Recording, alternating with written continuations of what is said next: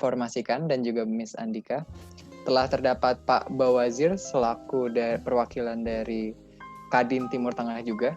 Oh, oke. Assalamualaikum Pak Bawazir, terima kasih telah datang. Waalaikumsalam warahmatullahi wabarakatuh. Assalamualaikum warahmatullahi wabarakatuh.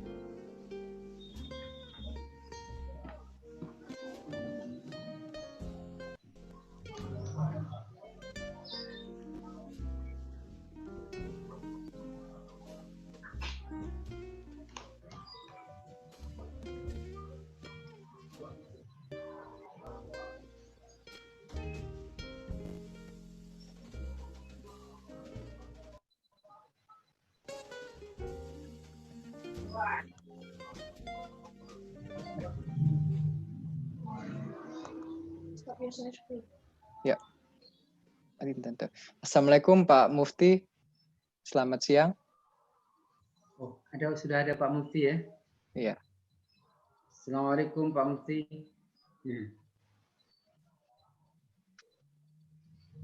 Assalamualaikum Pak Mufti. Waalaikumsalam, selamat siang. Iya, selamat siang Pak. Ya, selamat siang semuanya. Ya Pak. Perkenalkan, nama saya Bagus Ramadan Pak, selaku host untuk webinar hari ini. Oke. Ya, dan hari ini kita sudah bersama dengan Pak Ghazali selaku moderator, dan juga Miss Andika selaku speaker, dan juga Mr. Sajat selaku keynote speaker juga Pak. Oke. Selamat siang Pak Ghazali. Selamat siang. Sehat Pak? Sehat ya, Mbak Andika, Mbak Cut, terus Brother Sajat, how are you? Selamat siang Pak. Assalamualaikum, Mr. Mufti, how are you? I'm fine, thank you. Fine, thank you. Good to see you. Alhamdulillah. Alhamdulillah. Good to see you again. Yeah. Yes, likewise. Thank you very much.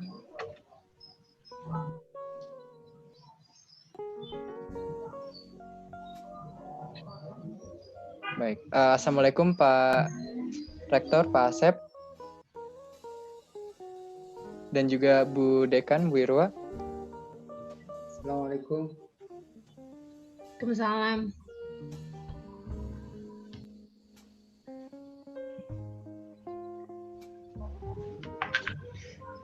Slide saya sudah terima ya, Pak? Iya, Pak. Sudah ya. Sudah saya terima, Pak. Sudah saya masukkan juga ke PPT, jadi nanti saat giliran Bapak berbicara, saya sudah siapkan juga. Ya, nanti untuk slide sequence-nya nanti saya bilang next gitu baru itu ya. Siap, Pak. Ya, baik, terima kasih. Sama-sama, Pak. Baik.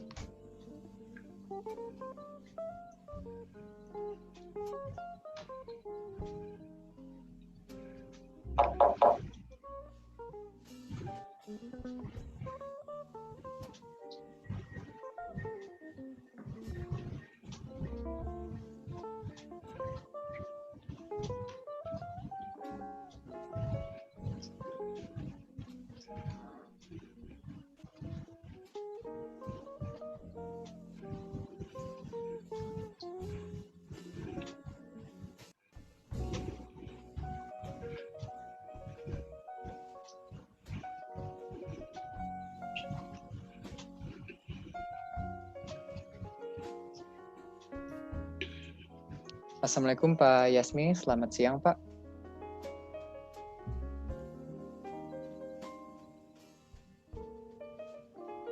Waalaikumsalam warahmatullahi wabarakatuh, bagus dan semuanya, Pak Rektor, Excellency, Sajjad, Brother Sajjad, Pak Mufti, and everyone. Waalaikumsalam. Waalaikumsalam, Dr. Yasmi, brother. Good to hear you again. Alhamdulillah, brother. It's such a pleasure for me. How's everything? Bagus and so on. Okay for the preparation. Everything is well ordered, sir, and we now can admit partisipan. Kita bisa mulai memasukkan partisipan sekarang, Pak, karena sudah ready semua. Okay, sir. Okay, I will admit the participant at the moment.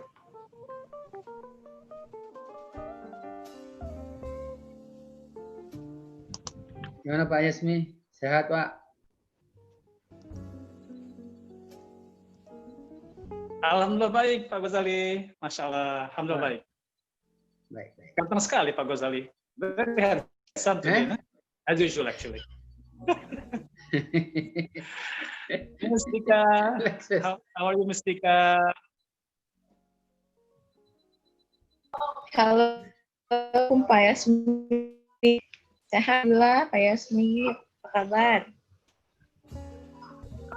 Alhamdulillah baik, Mustika.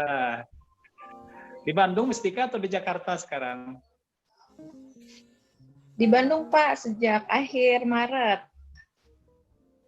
Alhamdulillah. Ya Allah, Masya Allah, lockdownnya menyenangkan di Bandung. Sama keluarga, Pak, insya Allah. Lockdown sendiri Ibu, ya di sana. Ya? Alhamdulillah.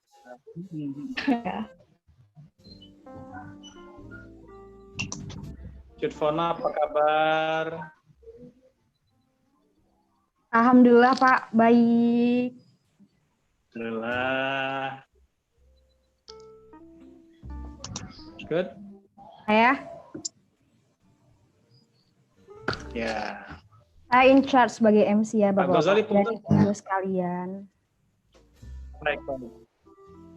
Punten, saya nggak pakai latar belakang yang di setting itu ya, karena Saya juga handphone ini tadi pakai komputer masih belum lancar ininya, ya.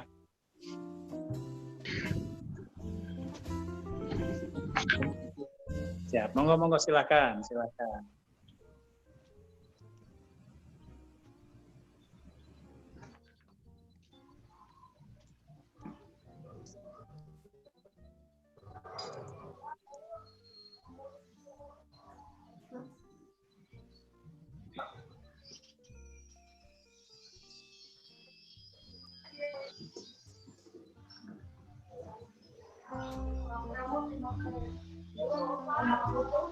Sir, I would like to inform you that Mrs. Saista Safi is already in the webinar as well. So thank you, Mrs. Saista, to come to our webinar and to become our speaker as well. Assalamualaikum to everyone. Waalaikumsalam. warahmatullahi Waalaikumsalam warahmatullahi wabarakatuh. Ahlan wa sahlan, Sister Saista. Waalaikumsalam warahmatullahi wabarakatuh. For us to have you here, Sister. Assalamualaikum. And also thank you to Brother Sajjad for inviting Sister Saista also for taking part in this very important seminar.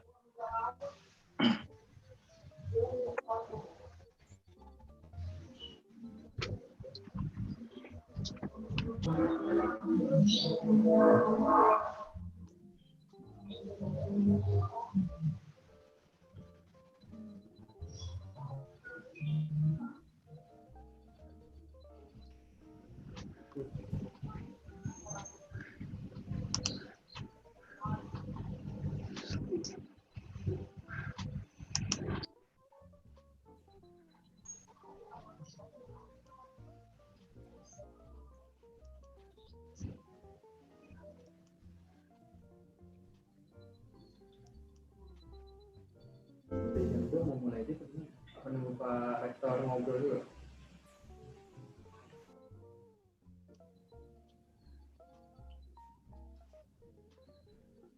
Yap.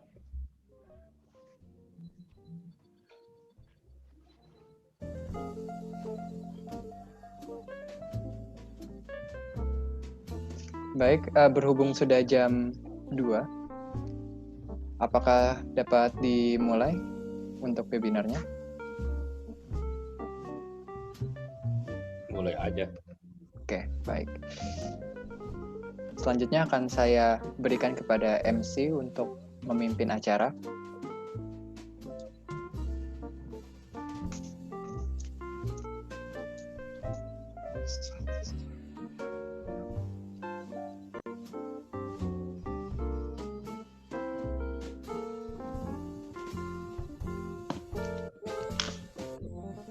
Assalamualaikum.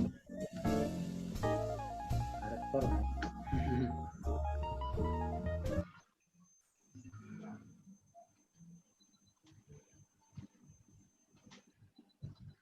Bismillahirrahmanirrahim. Assalamualaikum warahmatullahi wabarakatuh. Waalaikumsalam. Alhamdulillahirrabbilalamin. Wassalatu wassalamu ala asrafil anbiya'i wal mursalin wa ala alihi wa sahbihi ajma'in. Amma ba'd.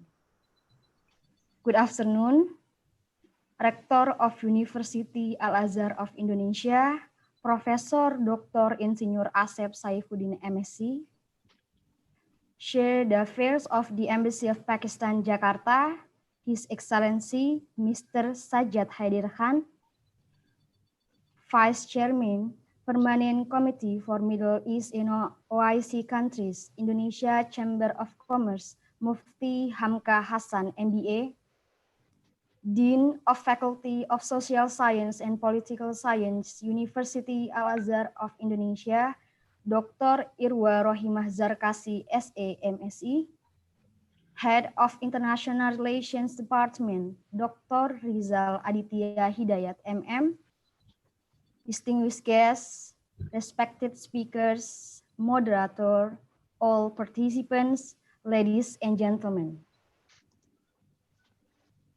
It's been a great honor for me.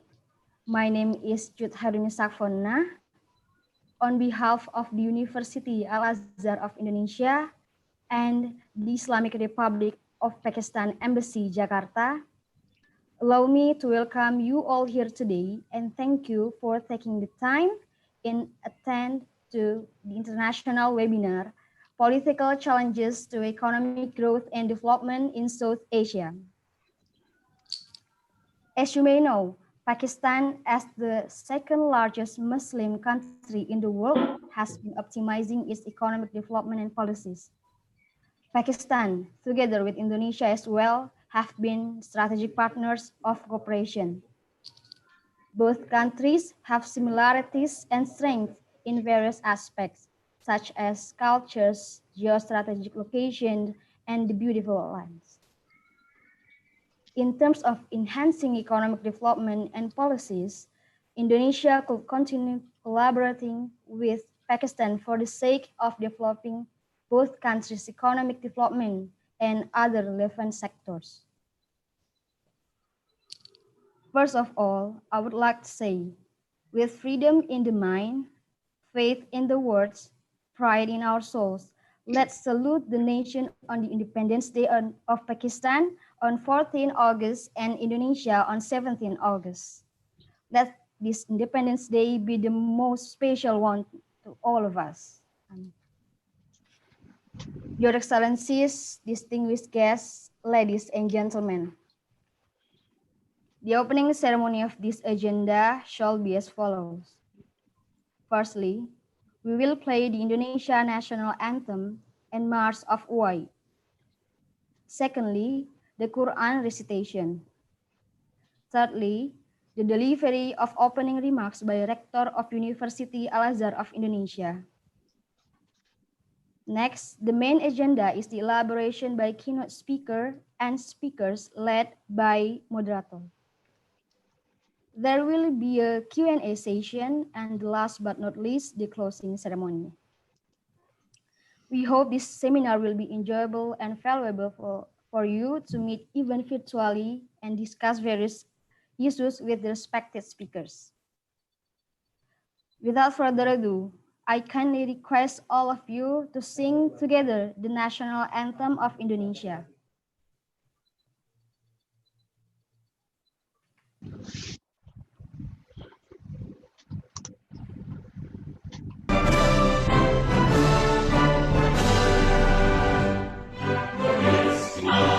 di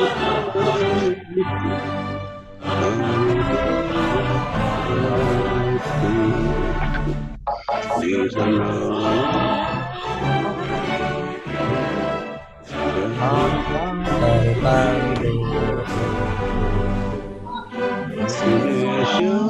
Indonesia kebangsaan,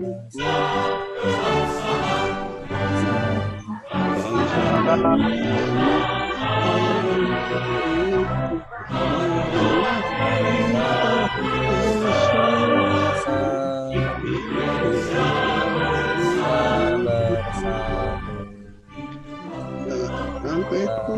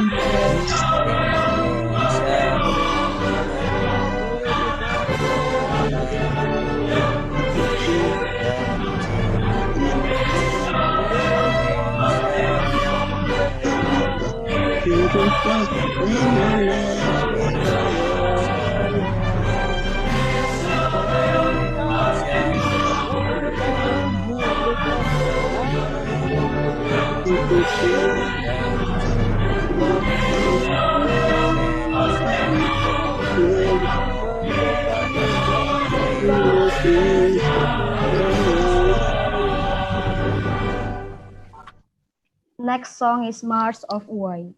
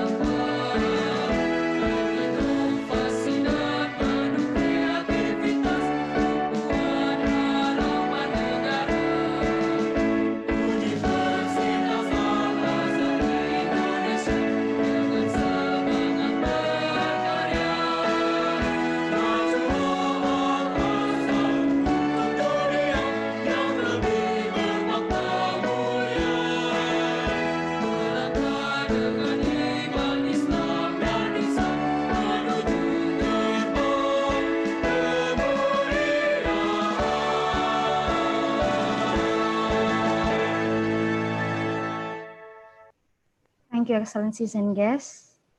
And now we are going to Quran recitation led by Ananda Noval Rizkundor, the student of International Relations Department, that will read the Surah of Ali Imran, verses 102 to 106. Bismillah. Assalamualaikum warahmatullahi wabarakatuh. Waalaikumsalam.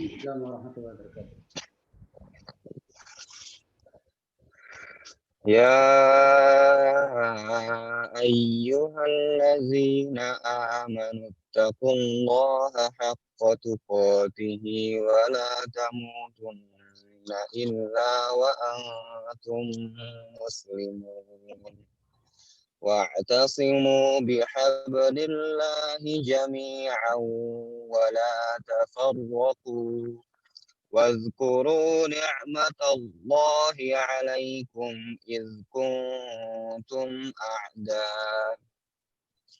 إذ كنتم أعداء فألف بين قلوبكم فأصبحتم بنعمته إخوانا وكنتم على شفا حفرة من النار فأنقذكم منها كذلك يبين الله لكم آياته لعلكم تهتدون ولتكن منكم أمة يدعون إلى الخير ويأمرون بالمعروف وينهون عن المنكر وأولئك هم المفلحون ولا تكونوا كالذين تفرقوا واختلفوا من بعد ما جاءهم البينات وأولئك لهم عذاب عظيم يوم تبيض وجوه وتسود وجوه فأما الذين اسودت وجوههم أكفرتم بعد إيمانكم فذوقوا العذاب بما كنتم تكفرون صدق الله العظيم. Assalamualaikum warahmatullahi wabarakatuh. Waalaikumsalam warahmatullahi wabarakatuh.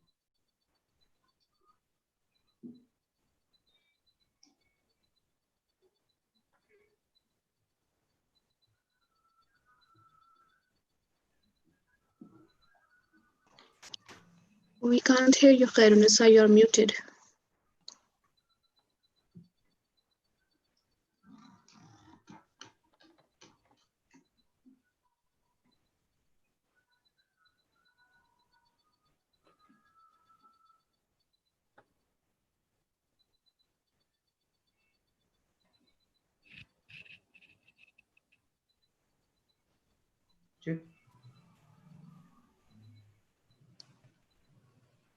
I would like to repeat next. I wish to invite Rector of University Al-Azhar of Indonesia, Professor Dr. Insinyur Asep Saifuddin MSc, to take the floor to offer his opening remarks.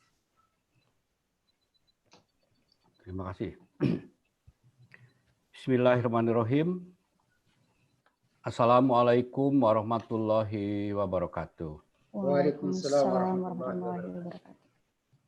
Alhamdulillahirabbil alamin.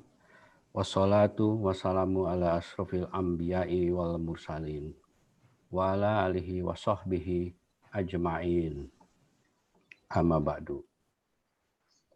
First of all, I would like to thank God for this opportunity to have a very good seminar entitled Political Challenges to Economic Growth and Development in South Asia.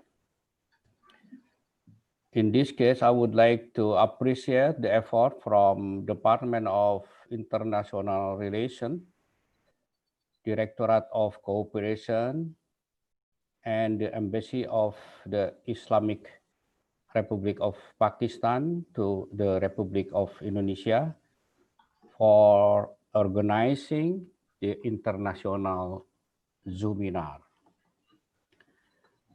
Also, I would like to thank to Bapak Dr. Ahmad Lubis from Yayasan Pesantren Islam Al-Azhar Indonesia who support this agenda, and this is very important for us to share our experience, our knowledge, as well as our point of view to have a good collaboration among those countries.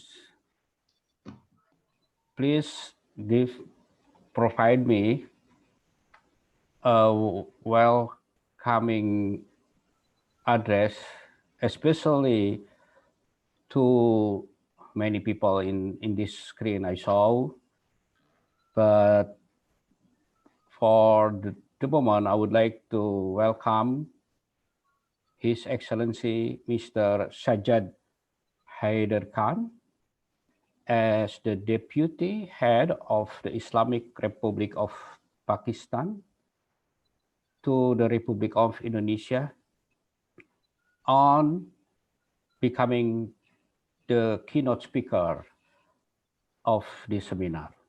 I am very thankful. My welcome also would be addressed to Mr. Mufti Hamka Hassan, MBA.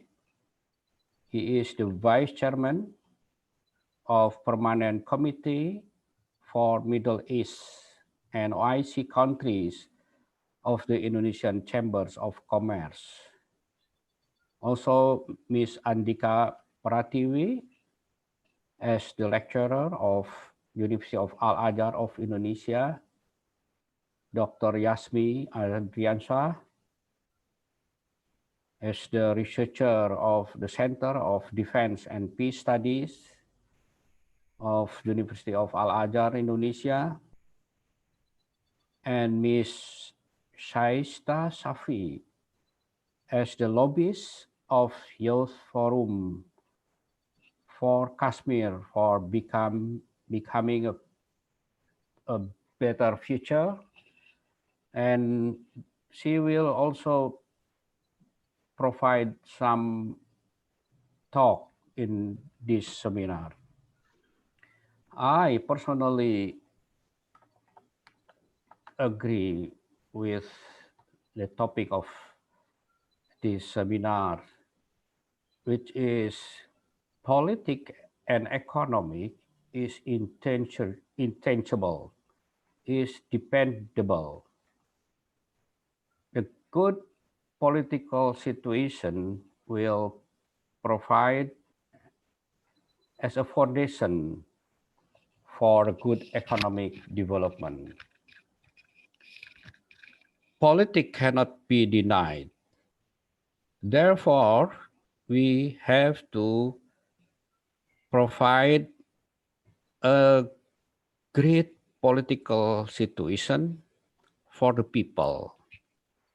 The government has obligation to guard the political situation, political stability, to provide good background for economical development.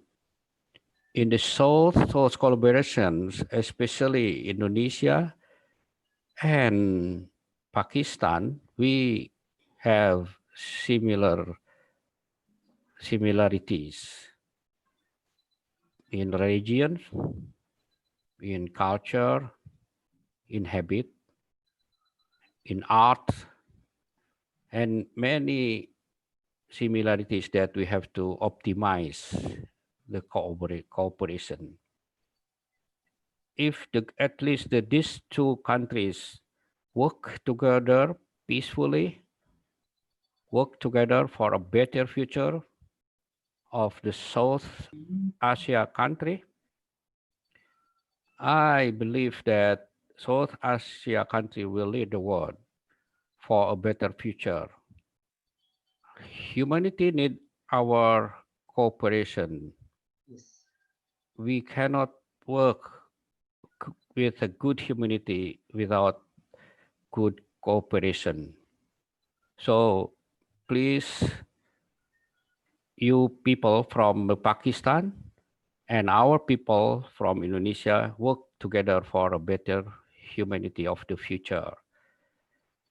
So in this case, for the seminar on political challenges to economic development and growth in South Asia countries, I'm very thankful for you to provide your time and share your experience and knowledge for us.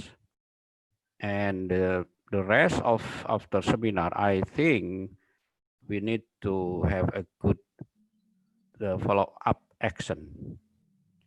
Seminar without follow-up action is only 10% success, but the rest is in the field.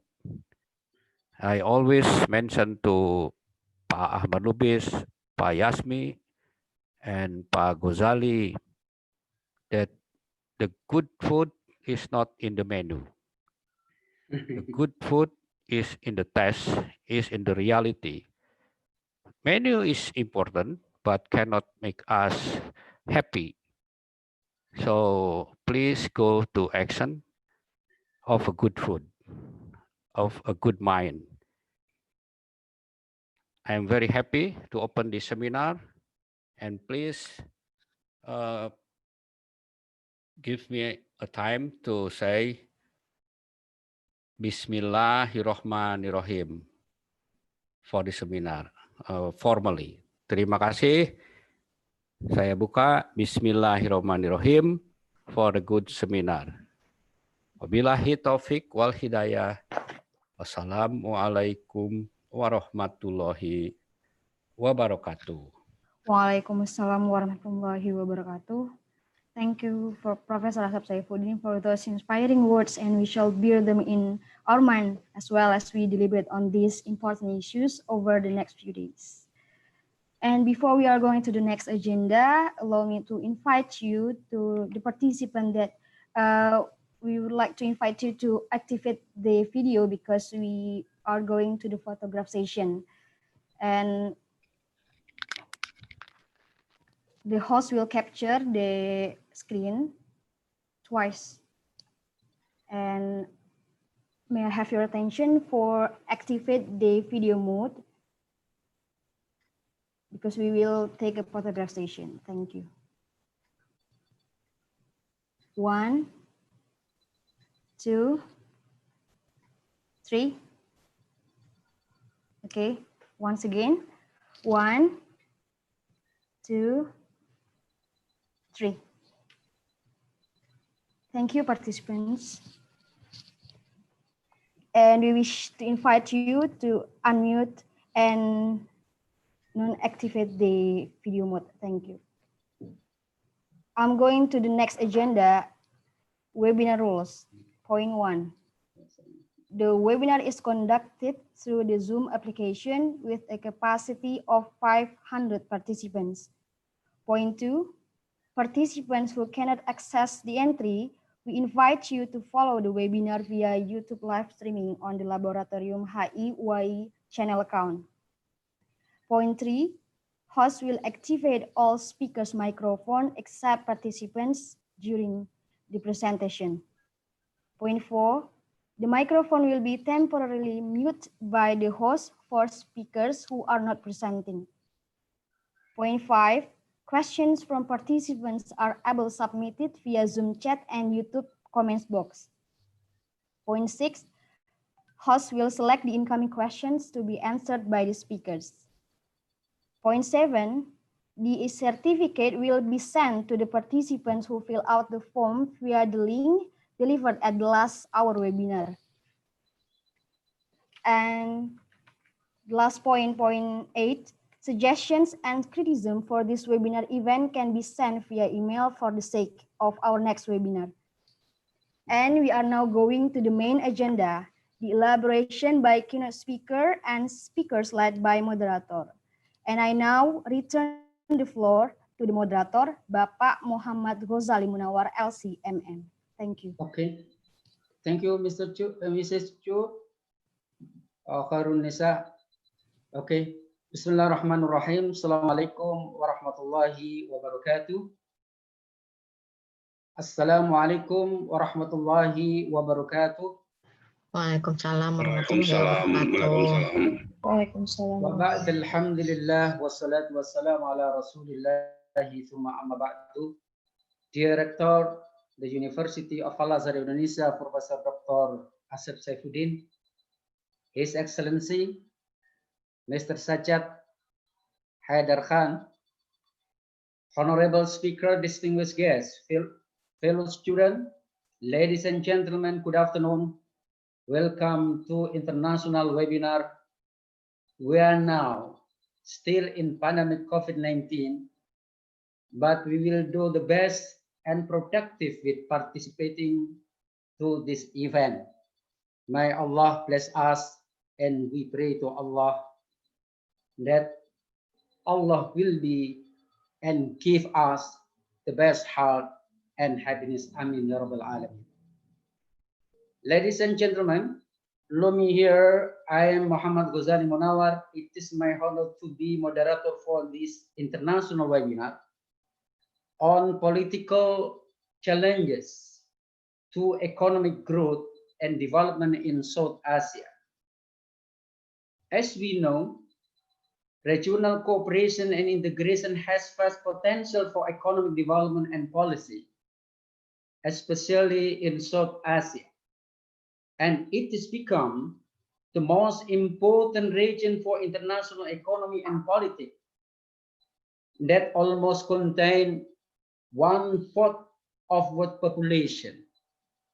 Despite obstacles such as political dynamic, this region has achieved impressive economic growth and become one of the fastest growing regions in the past decade. On the other hand, the South Asia is indeed not free from challenges. One of them is Kashmir political dynamic. These challenges, if not managed well, will be potentially hamper the potential that the countries in the region shall enjoy. Therefore, permanent solutions should always be sought either bilateral or multilateral forum. For this regard, we will go further to discuss this potential as well as sharing for valuable insight and opportunity through an international webinar. The webinar will be accomplished by prominent speaker and expert panelists to deliver that noble mission. Ladies and gentlemen, for me, that I am become moderator, we will invite His Excellency Mr. Sajjad Khan is become keynote speaker. And first of all, I briefly to introduce you that Mr. Sajjad Khan is the current charge d'affaires of the Embassy of Pakistan to Republic of Indonesia. And His Excellency Sajjad Khan has served as Director Program of the Pakistan Foreign Service Academy from August 2016 to September 2017. From January 2013 to August 2016, he served as Counselor, Head of Chancery of Embassy of Pakistan to Berlin, Germany. His Excellency Mr. Sajjad Khan also holds master degree in political science. So we will come to His Excellency Mr. Sajjad Khan. The floor is yours.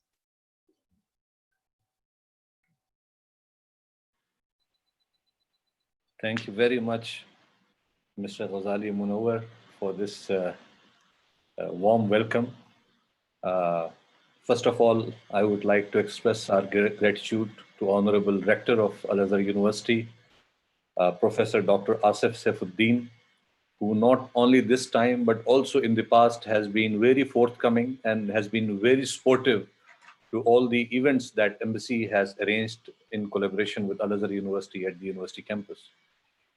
Not to mention Dr. Yasmi Andrian Shah has been the crucial linchpin in organizing all these activities in the past. So we thank you also, sir, for your great contribution. Before I speak, I would like to welcome Mr. Mufti Hamka Hassan, who has been closely cooperating with Pakistan and who has visited Pakistan multiple times also in connection with broadening our bilateral trade between Indonesia and Pakistan. Ms. Shaista Safi is not only a lobbyist from Kashmir, but she has actually seen how brutalities have been taken up by the Indian forces in occupied Kashmir. So she will give you a perspective from a personal perspective, how she has seen the things developing in that part of the world. And before that, I would just reflect upon the fact that recently both our countries had the National Day of Pakistan and National Day of Indonesia, Independence Day. So a warm greetings, even though it's 1 week late, to all our brothers and sisters in Indonesia for the happy Independence Day. And the other day we were just discussing that this Independence Day of Indonesia is so close to Pakistan as well, because 600 Pakistani soldiers in 1945, when they were serving in British Army and they were deployed in this part of the world, they actively took part in the revolution, and 500 of them, they sacrificed their lives for the sake of the Indonesian independence. So we can claim that in the Independence Day of Indonesia, in the independence of Indonesia, Pakistani Muslims' blood is also included. Alhamdulillah. In the next 10-15 minutes or so, I will give you a presentation broadly telling where is South Asia, because there is a small confusion also. South Asia, East Asia, Southeast Asia. So today's presentation would be South Asia, which is known as India, Pakistan. So I'll just start my presentation so some of the slides can briefly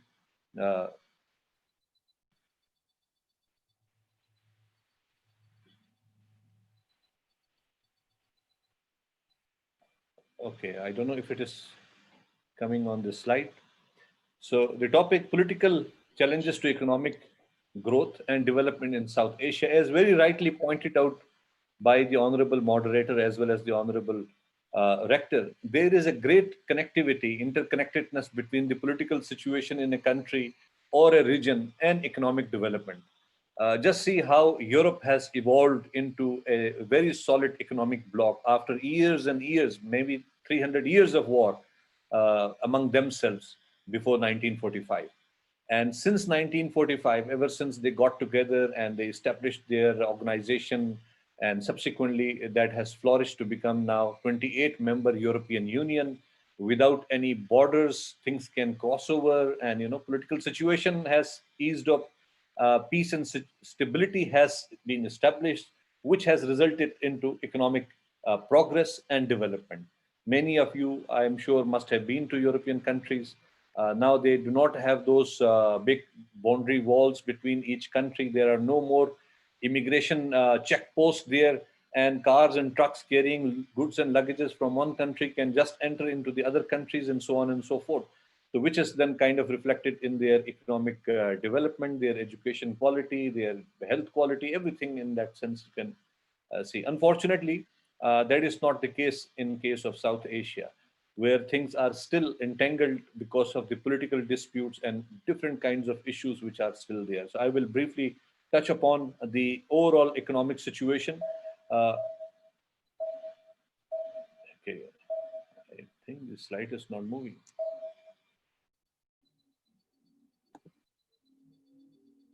South Asia, which includes Afghanistan, Bangladesh, Bhutan, India, Maldives, Nepal, Pakistan, and Sri Lanka. So these are the 8 countries basically which come in the South Asia. And if you see the map, this is the map, India, Nepal, Pakistan, Afghanistan. So this area basically connects with the Central Asia and West Asia, then in East Asia, of course. So this is that area which we're talking about today.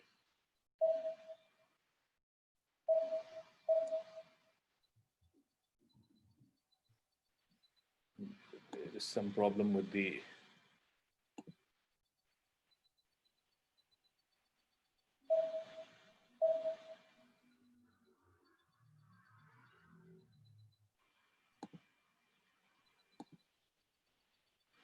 Okay, so this is the colored area, which is South Asia, and they are surrounded by Central Asia, East Asia, West Asia, and Southeastern Asia, which includes ASEAN region. So in this area, if you see, South Asia comprises of 3% of world area. 20% of world's population. So 1.8 billion people live in this area, with 4.2% of the global economy. So just if you compare, 21% of the global population is having only 4.2% of the global economy. That is as of 2019. Even though we all say that, you know, the area has progressed in the last 10 years, 15 years, in many ways, the development is only concentrated in very few areas like IT and those sectors. So majority of the people are still waiting for their futures to be becoming better and better. And then we see South Asian region accounts for 1/4 of the world's population, 2/3 of its absolute poor. So 2/3 means around 66% of the people living in South Asia, they are still considered poor. They do not have basic facilities, or living less than $1.5 a day. And 1/2 of its illiterate adults. So majority of the uneducated people also live in this part of the world. So that's a very bad news for them. So this slide shows you the 8 countries, their population, the annual GDP and GDP per capita. India is the largest country, both in terms of population with 1.3 billion people, and in terms of GDP, which is $2.7 trillion. And all other countries, including Pakistan, they are way below India's capabilities. For example, Pakistan's annual GDP is 314. In terms of PPP, purchasing power parity, it is somewhere $1 trillion. But in nominal GDP is 314. So with 200 plus million people, the per capita is around 1,565. In Indonesia, if you can compare it, it's around $4,000. So $4,000 versus $1,600. And then if you see the GDP growth rate, it has been staggering between 3% to 7%. So some of the figures are, it shows Bangladesh at 8.2, India at 4.1, Pakistan at 3.2. So still it is lower on ground maybe than as compared to what we can have as per the reports. And then poverty headcounts are also, it's above 20%. So between 20% and 25% in Afghanistan, it's around 55% who people are living below poverty line. This slide shows you the Human Development Index of the region. India is 0.6, Pakistan is 0.56, Bangladesh is 0.6.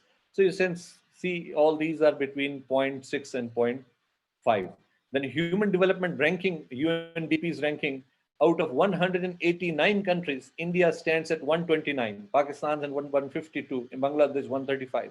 So these are not among the top 50 even countries, not what to talk of top 10 or top 20, which more or less all those countries are in Europe and developed world. Then life expectancies also in these countries are way below 75. And then if you see the literacy rate, again, it's not up to the mark. A lot of opportunities there, but education, literacy rate is still very low. Expenditure on health, Indonesia presumably spends almost 20% of the budget on the health. And in ASEAN, likewise, a lot of money is being spent on the health. Unfortunately, in South Asia, it's between 2 to 3, 4% of the annual GDP is spent on health. Likewise, unemployment rate. Unemployment rate, for example, after the COVID situation in India, I was looking at a report says around 50%. It has gone up to 50%. So things are quite difficult in that part of the world. In a report by UNESCO, the Asian group has an estimated 240 million children already live in multi-dimensional poverty, where a person's experience of poverty includes multiple factors such as poor health, lack of education, poor sanitation, and poor quality of work. The pandemic could now push an additional 120 million children under this poverty line. So already it was way below, but it will further be going down.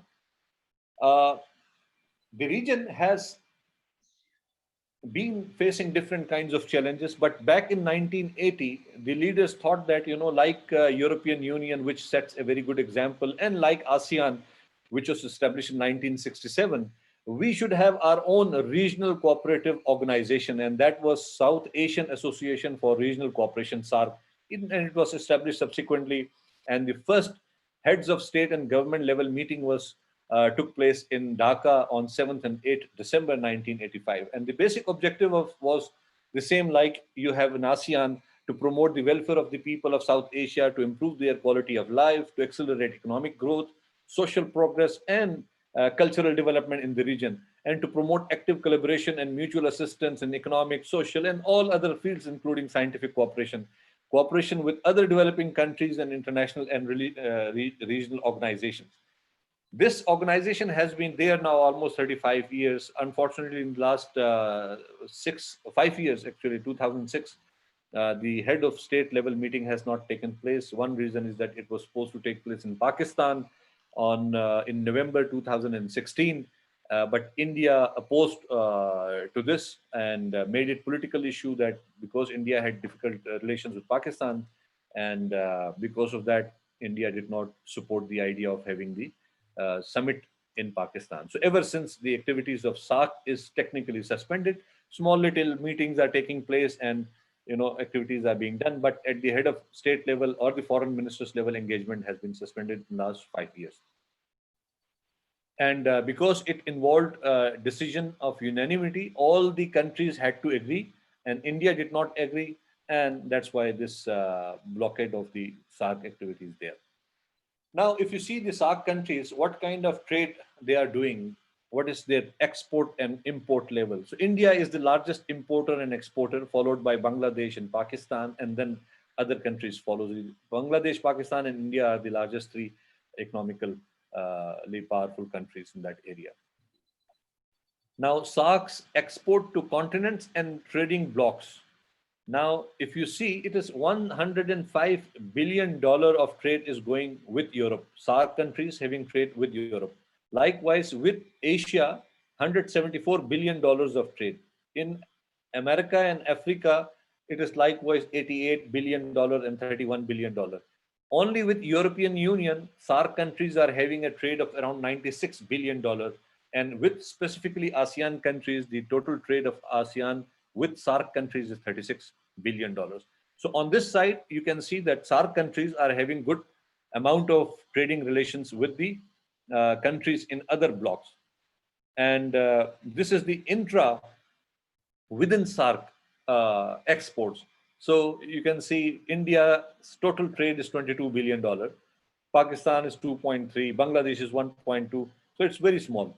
Likewise, intra-SARC imports, it ranges $9 billion, $7 billion. Sri Lanka is $4 billion. Pakistan is $1.8 billion. So this is intra-SARC, between the SARC countries, the trading ties. So here, this slide shows you the big picture that within the countries of SARC region, the total trade was to $32.3 billion last year, whereas SARC's exports to the world was $407 billion, and SARC's imports from the world was $674 billion. So if you see, from out of almost $1,100, only $32 billion was within the SARC. So that is to say that despite geographical proximity and existence of bilateral and multilateral free trade agreements, FTAs, South Asia is considered as one of the least economically integrated regions in the world. What we see is that in NAFTA or in European Union or in ASEAN, countries of ASEAN and countries of European Union, they have a bigger amount of trade between themselves and then around of the world. In case of South Asia, it's only percent of the trade is within the region, whereas 95%, if you see this slide also, it's a chart between 2015 to 2019. It has been staggering between 22 billion, 26 billion, 31 billion, 29 billion. So this area, unfortunately, is the least integrated area. This slide shows you that European Union intra-trade between the unions, it is $3.9 trillion of trade in European Union, all the countries within Europe. Likewise, NAFTA is 1.2 trillion. ASEAN is $331 billion within ASEAN countries, whereas SAARC was $29.26 billion. So this is a least economically integrated country.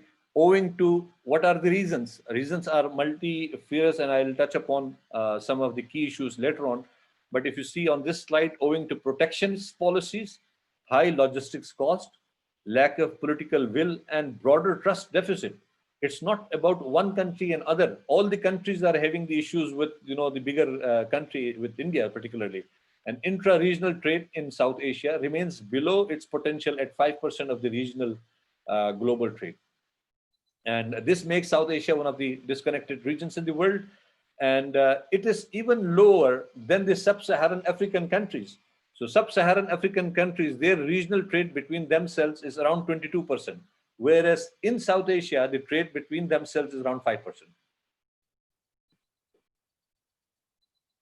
Now, as per a report of the World Bank, India and Pakistan's bitter rivalry alone is costing around $35 billion of annual trade. Because we have a border of more than around 2,000 kilometers, and there are multiple checkposts from where trade can, trucks can pass into either country, and all the fertile lands are just adjacent to the boundary area, and whatever is produced in Pakistan and whatever produced in India could be sold in the other market, and both the countries are second biggest and sixth biggest country in the world.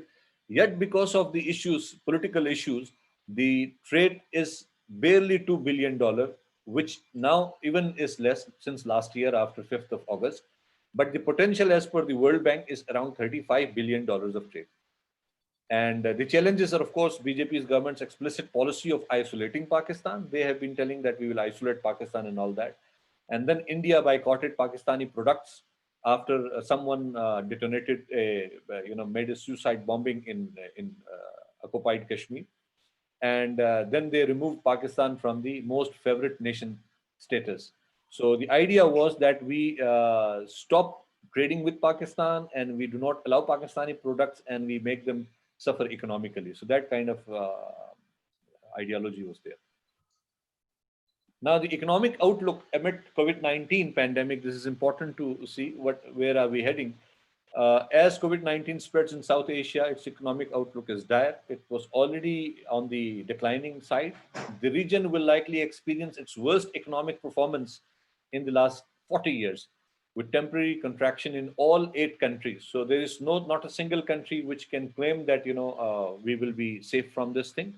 And according to the latest projections, GDP in the region is projected to contract by 2.7%. So this is a month ago. It would further be, coming down because the situation has not eased up. Luckily, in Pakistan, the cases of COVID-19 is now very low. Our peak arrived in somewhere in middle of June, and it's now going down. The death on per day was around 120. Now it's only 6, 7, 8 people. So Alhamdulillah, Pakistan is now coming out of this situation. But because the situation is fluid, nobody knows that until the injections and all that comes, situation remains, uncertain. Now, having given this economic perspective of the region, how much which country is doing and what are the potentials, Now it's time for us to see what are the big issues there. And in the next 2-3 slides, I will show you the bigger picture of the situation. So in this, you can see globally, persistent economic meltdown, which now has fastened, and people are, as just mentioned, 40 years low projections in Europe, elsewhere. Production has gone down, exports have gone down, tourism has gone down. So all of this is now going to impact. Yet we see that rise of Islamophobia in the West is still there. And the China-US trade war hasn't ended. There were news that they have agreed on something, but it's continuing. So the whole phenomena of global trade, instead of going globalization of international trade, now people are talking about deglobalization of international trade. And then coronavirus and its impact on global economy, then Brexit, Britain taking out of itself out of the European Union, and then a resurgence of Russia and US relations with Europe also tense. Economic center of gravity is now shifting to Asia, which again is now subject because subject to discussion. The situation is uncertain. Great powers contestation in the Indo-Pacific theater and South China Sea also. And then Russia-Sino alliance, increasing role of Shanghai cooperation in the regional security matters.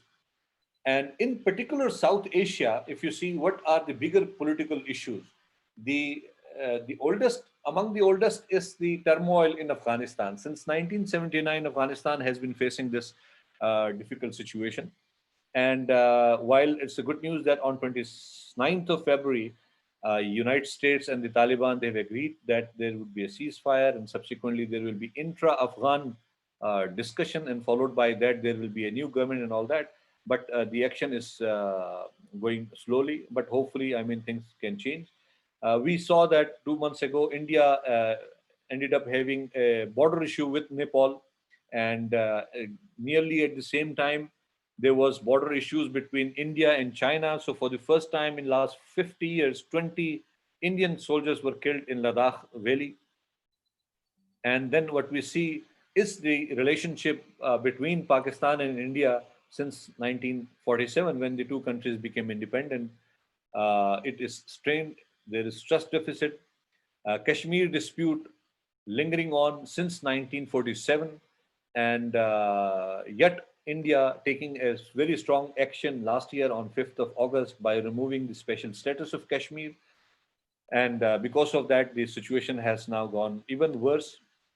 And then India is overall having a threatening posture towards all its neighbors, and also all the minorities living within the country itself, like Muslims. The demolition of Babri Mosque in 1992, Gujarat massacre of 2,000 Muslims in 2002, and then now Citizenship Amendment Act and National Registration Act. So relations are based on suspicion and mistrust, posing a serious challenge to peace and stability.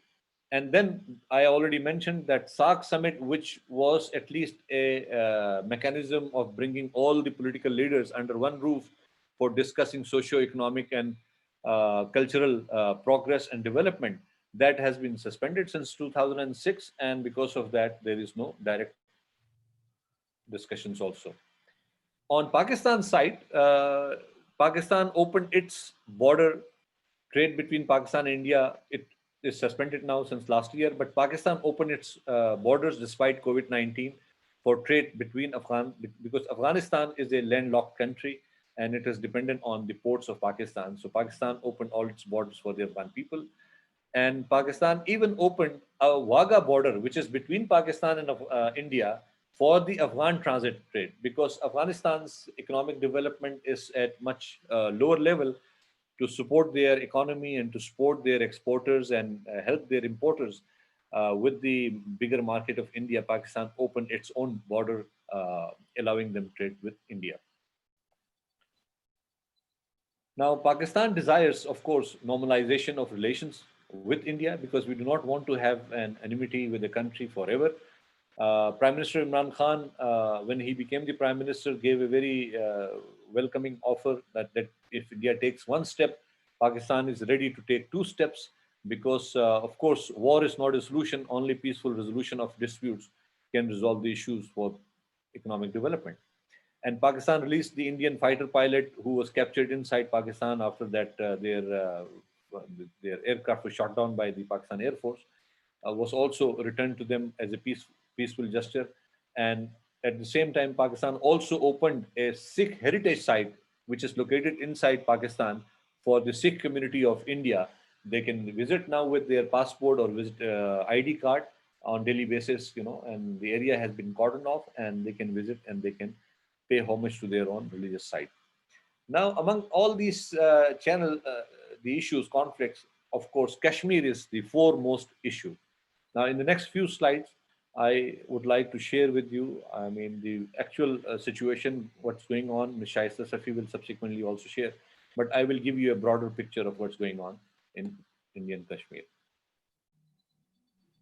It's the oldest dispute on the Charter of the United Nations, because when the two countries became independent, India went to the United Nations, and United Nations said, okay, this issue can be resolved with the help of the people. They will have to vote through a referendum, through a plebiscite.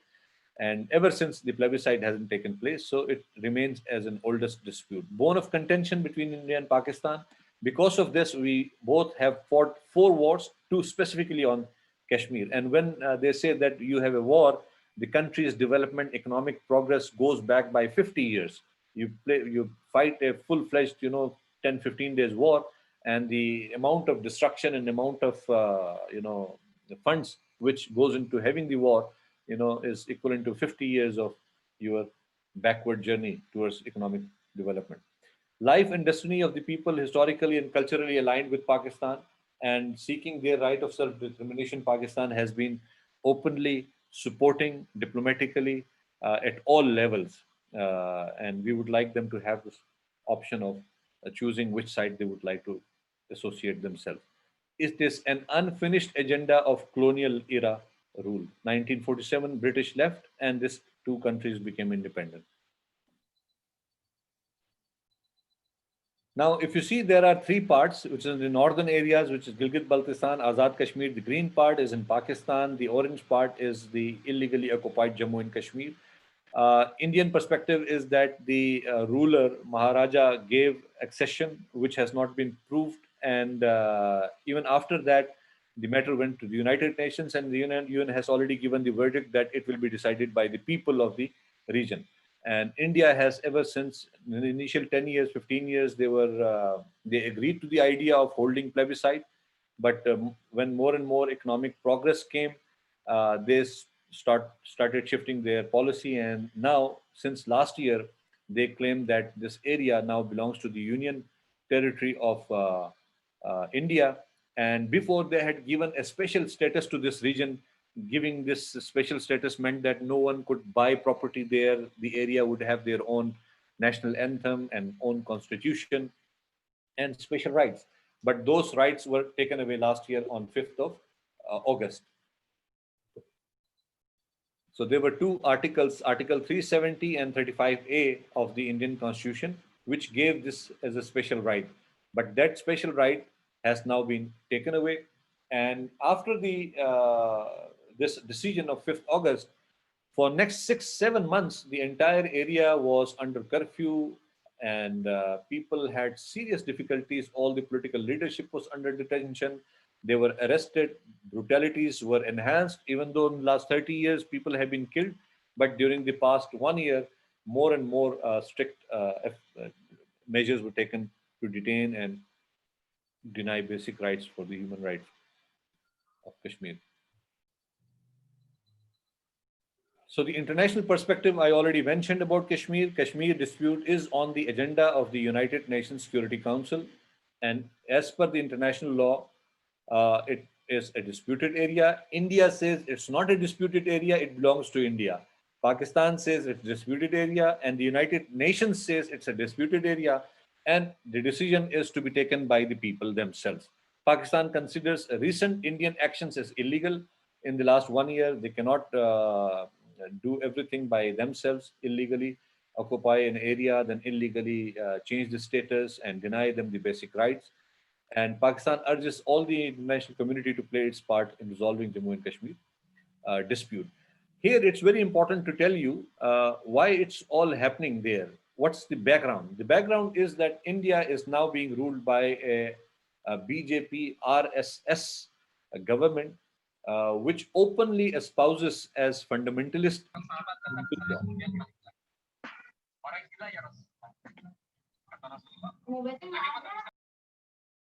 Okay. I will finish in 1 minute more. One more minute, please. And elections were contested. And after that, in 2014, Prime Minister Modi became the Prime Minister. And this organization, BJP, and their military wing, RSS, they have been openly saying that Hindustan, India belongs to Hindus. So everybody has to follow the verdict of the Hindu mythology and what they say, and the stricter version. Otherwise, they can change their religion or they can leave the country. And for that, they do not, they are not ashamed of it. They have no, how you can say, I mean, they're not worried that what the world would think or say about them. They very openly espouses their ideology, and they say that we will do whatever it takes to clean India from impure people. And you saw already Babri Mosque demolition in 1992. It was a 470-year-old Muslim mosque, which was first burnt, demolished, and now last year the court gave that mosque, the place of the mosque, to the Hindus, where on this 5th of August, Prime Minister Modi himself went there as a victorious person, and he laid the foundation of Ram Temple. That was one. And then human rights violation in Kashmir, I already mentioned, massive scale. Citizenship Amendment Act in 2019, they had, it was for all other religions except for the Muslims. So the Muslims were alienated, discriminated in this act. Likewise, in national registration certificate, and India faced serious protest on account of these measures. And if you remember, in February this year, there was a situation in New Delhi in which 49 Muslims were killed by the Indian Hindus, specifically supported by the police forces also. So I thank you here, and we'll be happy to have question and answer subsequently. I once again thank the organizers for arranging this event and providing us the opportunity to explain the situation. Thank you. Thank you. Okay, thank you, Mr. Sajjad Khan. Very interesting presentation, and you are giving us the vision and strategizing political challenges on economic and development in South Asia. We have 3 questions actually, but we would like to continue the next speaker. We have 4 speakers. One is Mr. Mufti Hamka MBA, and second speaker is Mr. Yasmi and Mrs. Andika, the third speaker, and the fourth speaker is this one from London, Mrs. Haisa Safia. So we would like to continue the next speaker. We invite Mr. Mufti Hamka Hassan MBA. But before we learn and we listen to the presentation, we would like to introduce you that Mr. Hamka MBA is currently the Vice Chairman of the Indonesian Chamber of Commerce and Industry in Middle East Relations and current member of Board Advisory of the Indonesian Chamber of Commerce. He is also a savvy businessman, and he is the current CEO of PT Hati International. So we welcome Mr. Mufti Hamka MBA. The floor is yours. Thank you, Pak Muhammad Ghazali. The Honorable Charge d'Affaires of the Pakistan Embassy, Mr. Sajjad Khan, whom I have known for about almost a year. And I would like to also express my gratitude for being able to promote bilateral trade with Pakistan for the past 5 years. And I have traveled maybe more than a dozen times to Karachi, Islamabad, Lahore, and almost all parts of Pakistan. I would like to say also hello to Professor Dr. Insinyur Asep Saifuddin, Rector of the prestigious University of Al-Azhar. Thank you. Who have been so kind to invite me to be a speaker here. Ibu Andika Pratiwi, Bapak Yasmin Ardiansyah, both are distinguished lecturers at the Al-Azhar University, and Ibu Shasta Sati, a lobbyist and activist of the Youth Forum for Kashmir. Assalamualaikum warahmatullahi wabarakatuh. Good afternoon to all my friends, ladies and gentlemen. And before I continue, I also like to say good afternoon to my dear colleagues from Kadin. There are four prominent Kadin executives here, namely Mr. Bawazir, Pak Rudi Rajab, Ms. Anna, who is the Vice President, Executive Vice President of Penn Brothers Textile, a large textile company in Indonesia, and of course, we have a very active Heti Husniati also in this forum. It's an honor for me to be invited as a speaker for this interesting visual meeting and discussions on the political challenges to economic growth in South Asia. I will try to present my views on the topic of our discussion in a simple and pragmatic perspective. I know that Mr. Sajjad has given a very detailed and comprehensive insight of the political situation in particularly Pakistan, but I'll try to touch base on some of the other countries in the region. The issues I've identified are macro in nature, and I will not be able to present any micro indicators in these discussions due to the limited time. My presentation will be in three parts. The first part will be identifying where and which countries are part of South Asia and its strategic role. And the former speaker, Mr. Sajjad, has already explained which countries they are in the South Asia region, but I'll briefly touch on that, on various issues related to these countries. The second will be a short overview of the political landscape of South Asia, including a summary of the major countries and ending up on economic development. Obviously, with some latest updates on the post-COVID-19 pandemic. I will also try to present a brief description of trade between Indonesia and the countries in South Asia. As we all know, the region includes the Indian subcontinent and surrounding countries, namely Sri Lanka, Bangladesh, India, Afghanistan, Pakistan, Bhutan, Nepal, and the Maldives. And this is something which is interesting for Indonesia. All right, let's start by having a quick look at the next slide. Can I have the next slide, please? Okay. According to the National Oceanic and Atmospheric Administration, NOAA, which is under the U.S. Department of Commerce, out of the 5 oceans, the Atlantic, the Pacific, the Southern Ocean, and the Indian Ocean, it is interesting to note from a maritime perspective that the Indian Ocean has a strategic importance in regional geopolitics and geoeconomics for the South Asian countries. Why I say this? I'd like to let you know that in the past, Indian Ocean has been less historic and geopolitics importance of international economic development as compared to other 2 great oceans, the Atlantic and of course the Pacific. Its tributary seas have been gaining geopolitical importance in the post-Second World War, after the Second World War. Why is this so?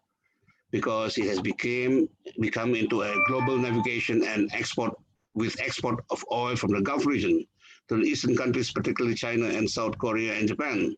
And that's the reason why it became more important after the Second World War. Now, having said this, the potential of South Asia's economic development has not shown any signs of sustainability in terms of regional cooperation.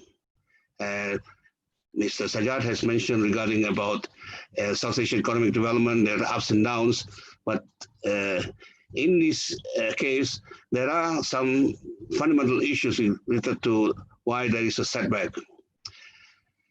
Well, we have, of course, just now has been explained, the existing conflicts between India and Pakistan. And then you have, of course, the Shia-Sunni issues in the Arabian Gulf, which makes the region very volatile. And due to the tensions in the Gulf countries, we see today the Sunnis led by Saudi Arabia and the Shias led by Iran have frequently entered into several disputes in regional geoeconomic contexts. And the US, with its Fifth Fleet in the middle of these two sides, makes the situation even more complex. I will not go into detail regarding all this because these are sensitive issues which are a little bit not wise to discuss in this particular forum. Anyway, South Asia's current political configuration is a result of the past administration of the British colony. We all know Pakistan, India was under the British rule, and so are some of the South Asian countries. My friends, my contacts, some still believe that the major countries in the region, namely Pakistan and India, will always continue to be a British paradigm.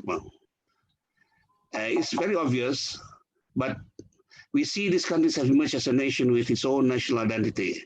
And I don't think that the British paradigm will stay is anymore in these two countries. Same goes with the other countries in the region. Now, if I continue to say regarding about what's happening in these countries, I'd like to briefly touch on the leading countries that have sort of created some economic powerhouse in South Asia, or I won't say powerhouse, but perhaps has developed the dynamics that which needs to be done in South Asia to boost the economy. I will first, of course, would like to touch on Pakistan. Pakistan made a major economic development or achievement. Back in 2015, Pakistan launched the China-Pakistan Economic Corridor, CPEC. This is a massive project to improve infrastructure within the territory of Pakistan. And I'm sure that Mr. Sagar knows a lot more about this, which of course he briefly touched on that, but I would like to let everyone know here that the idea is to facilitate better trade and enhance economic cooperation between Pakistan and China. This is very obvious because China is pretty smart. They build corridors all along the way that goes into the inland China. They built this with Pakistan, and they built one also in Myanmar through the Rohingya province. We're not going to discuss that today anyway. At the inauguration of this particular project, 51 agreements and memorandum of understandings were signed, valued at $46 billion. And the goal is to transform Pakistan's economy by modernizing its road, rail, air, and energy transportation system. And of course, connecting the deep ports of Gadar and Karachi to China's Jiangxi province and continue further overland routes. Now, Chinese investments in Pakistan have turned the country into a major manufacturing hub. We businessmen realize that, and this is something, of course, the Chinese look as something which will serve the domestic demands of Pakistan, as well as exports in the Afghan region and Iran to a certain extent. But on the other hand, also, Chinese companies who are investing in in Pakistan, have learned that there are lots of potentials for quality production, manufacturing, and quality products in Pakistan, because Pakistan has a long history with European companies. So this gives an edge over Pakistan as a leading industrial hub.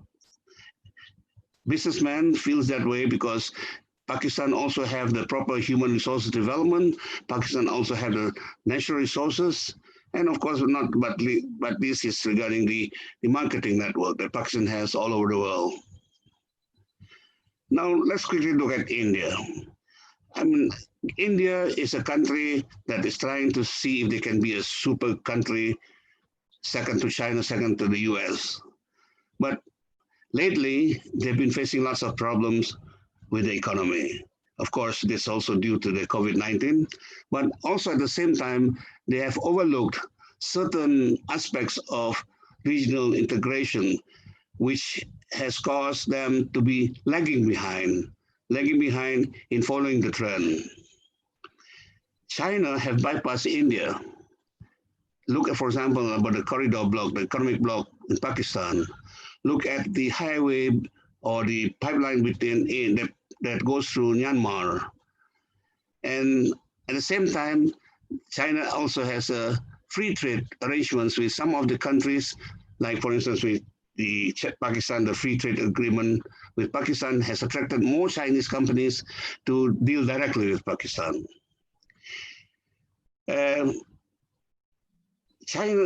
India's lack of international trade along is giving them a little chance to play a pivotal role in South Asia. And this is a sad part of it. They're more enclosed to their own achievements, their own competency that they overlook regarding about the regional development that's taking place between the big countries from the West and the East. Bangladesh. Bangladesh is important for Indonesia because it's also a textile country, textile industrial country. They are one of the largest contributors to the global textile market, as you know, especially in ready-to-wear garments. And I know that here, my colleague from Kadin, Miss Anna, who is from Penn Brothers, she also has some dealings with Bangladesh, I presume. And why is that so? The question is, why is that so? They are so large and they are very strong in the textile market. If you look at the employment number figures of the people involved in textile market, it's only 4 million compared to the population of 150 million, a small number. But they're contributing the main economy of the country. Why is it so? Because they have cheap labor, they have good sources for raw materials, and they are dedicated to develop the textile industry as the icon of the country. Now, very quickly again, let's go back to Afghanistan. Afghanistan is very interesting. It has a special role and contributing to the South Asian economic growth. Although they have been involved in the Afghan war since 1979, when the United States, along with the Saudi Arabia and Pakistan, organized and sustained Afghans' resistance to the Soviets. Now, it's not a secret that the presence of the US in the region eventually lifts South Asia to a high level in international politics and security. But the question is to define the importance of Afghan to the US global strategy.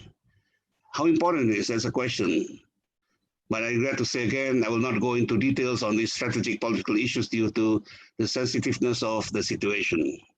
But given the notion of developing Afghanistan in a great potential for economic development, it is fair to say that this country can contribute to the dynamics of South Asian economic development. We all know that Mr. Bawazir, my colleague, visited Afghanistan together with me 2 years ago, and we were given a full presentation of Afghanistan as a country rich in various types of valuable minerals and natural resources such as copper, gold, lithium, marble, uranium, and others. And it is predicted that the country's mineral wealth is estimated to be around $1 trillion. That's a large amount. But poor security, corruption, exploitation of minerals by warlords, and lack of proper legal framework have prevented the country's mining sector to be developed further. But I believe that with the situation now getting better, especially with the Taliban and all that, I'm sure there'll be more openings for opportunities for people to venture into the mining sector in Afghanistan, which is about the most interesting and the main sector which is attractive in Afghanistan. Then, of course, you see all the other smaller countries like Sri Lanka, Nepal, Bhutan, and Maldives, which actually is not contributing that much to the region's economic development, but they are very good destinations for tourists. So tourism is a very important sector in these small countries. Sri Lanka and the Maldives, as you know, they have nice beaches. Nepal and Bhutan, they have lots of beautiful, what you call, steps in the northern hemisphere, which is good for people who are interested in visiting these exotic places. And then I would like to come into almost the end of the part of my presentation. I'd like to talk about the challenges. Sajjad just now has mentioned regarding about challenges for what Pakistan is facing. I'm here presenting overall what is being faced in the South Asian countries. India and Pakistan is still a major problem. And the reason is because they have different international political strategies. India has different, Pakistan is different, especially with the recent development by United Arab Emirates and all that. Things have changed. Things will change anyway. Kashmir, as you know, and lots of things have resulted from that. Like last year, you know, we have a no-fly zone, but everybody relates to Kashmir. And this is something which, of course, is not something that we know from this part of the world what actually is happening. But again, every time if there's a dispute between India and Pakistan, people always refer to Kashmir, which of course is not really that true, but there are some other reasons as well. Now, the challenge also is for India's economic recovery. Before the pandemic, India has already been facing lots of economic problems. And we all know that this is something which, again, that's not related. I think it's because of India is not putting enough of focus on regional development, regional economic cooperation, so much so that they are left behind on their own. Then, of course, the challenge is, of course, for Pakistan to sustain the economic cooperation with the economic corridor. I'm sure that this is something which will be developed further because, like or don't like, goods from China needs to be shipped to the Gulf states. And one of the ways to do it is to go through Karachi. And this highway, which, of course, you can see in the, what you call, slide just now. Can you please refer to the slide again on this?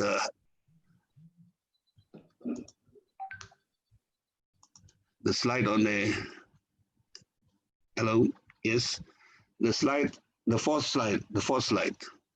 Yes, the fourth slide, you see, yeah. You see here, the fourth slide. The highway starts from, or the infrastructure is built from Karachi.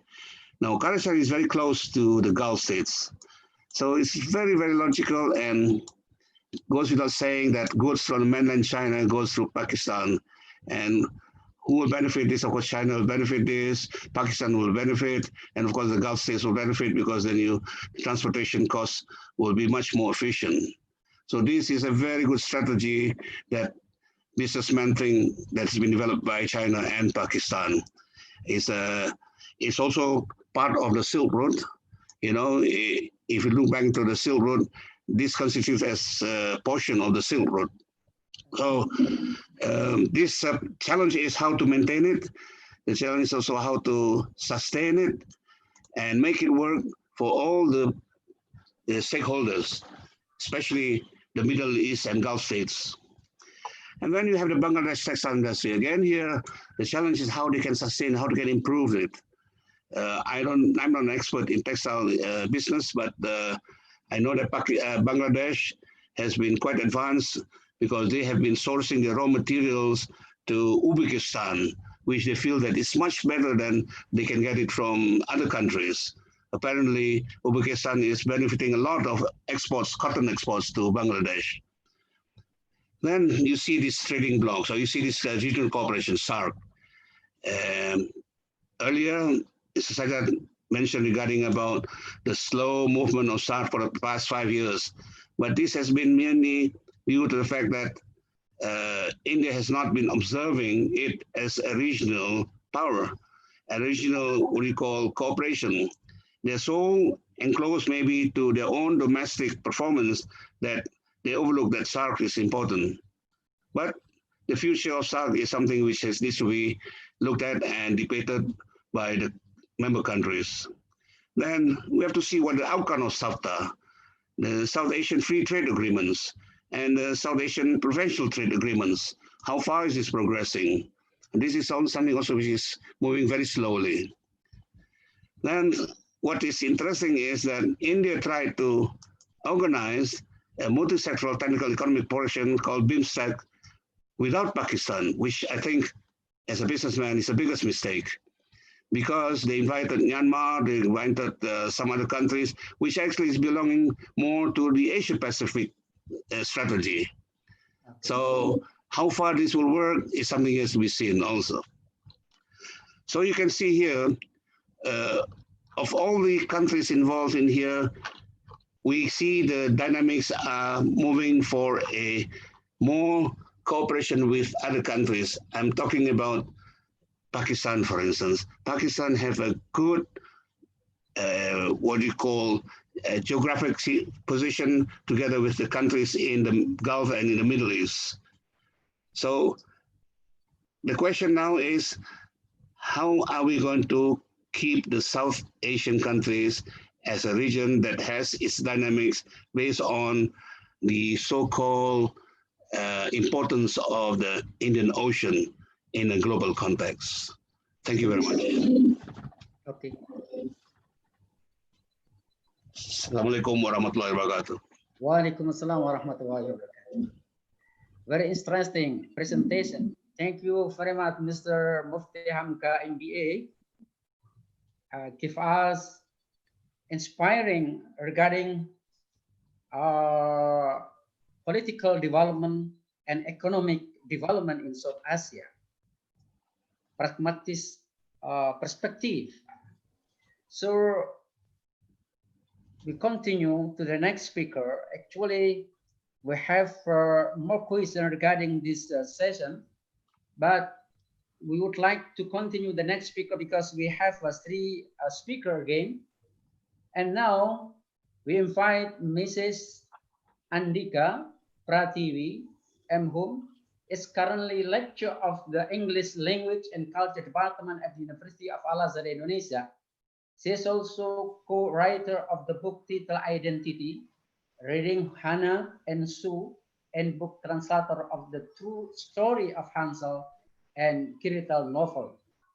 Mrs. Andika also holds a master's degree in literature. So we will welcome Mrs. Andika Prativi, and the floor is yours.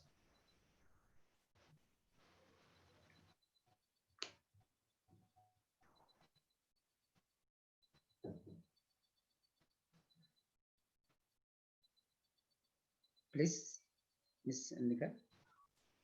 Thank you for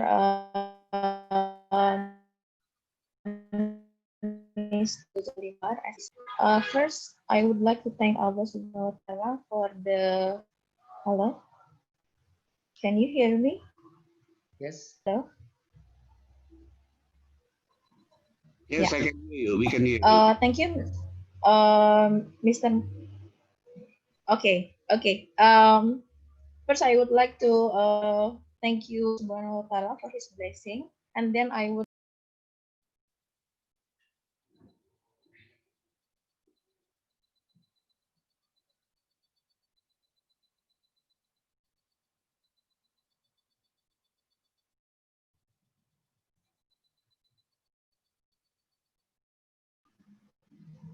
I'm sorry, I've got I would like to express my gratitude to the Director of Universitas Al-Azhar Indonesia, Professor Dr. Asep, and I would like to thank the keynote speaker, His Excellency Mr. Sajjad Haidarhan, Mr. Mufti Hamka MBA,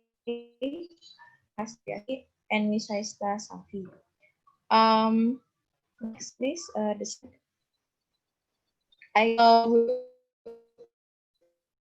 I will talk about according to my expert. When I was asked to be a part of this research on the history of post-colonial India and its people identity in South Asia, actually. So when I think about the relation on India and Pakistan, I think about the story of British colonialism and imperialism on those countries and how the aftermath influenced their identity. Next. Actually, a post-colonial society is hybrid because the word post, according to Melanie Budianta, contains two terms.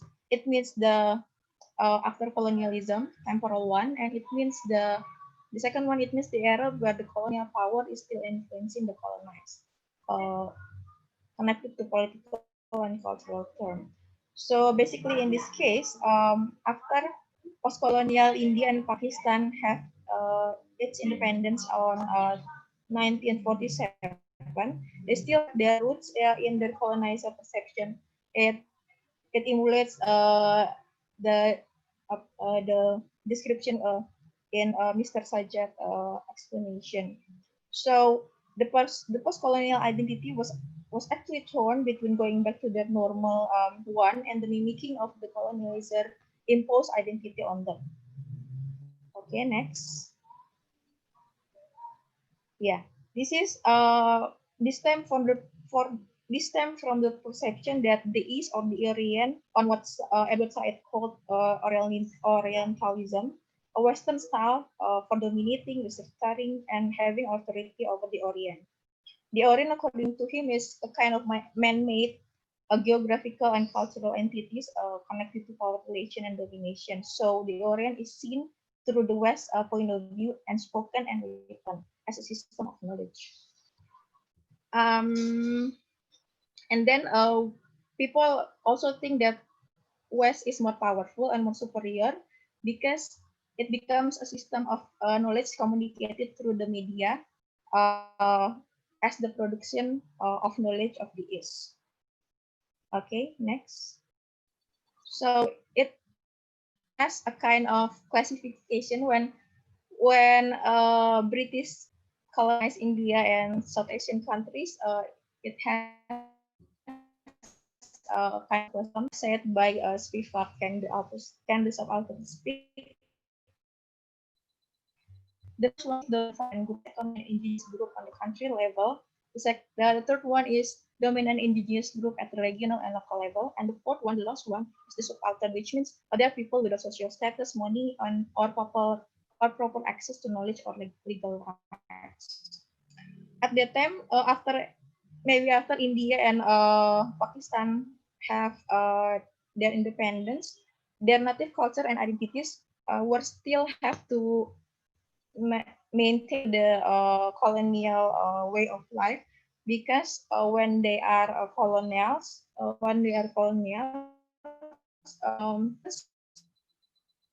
English cultures include our way of life.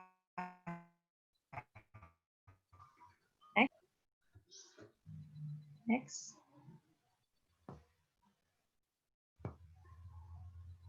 Next, sorry, yeah.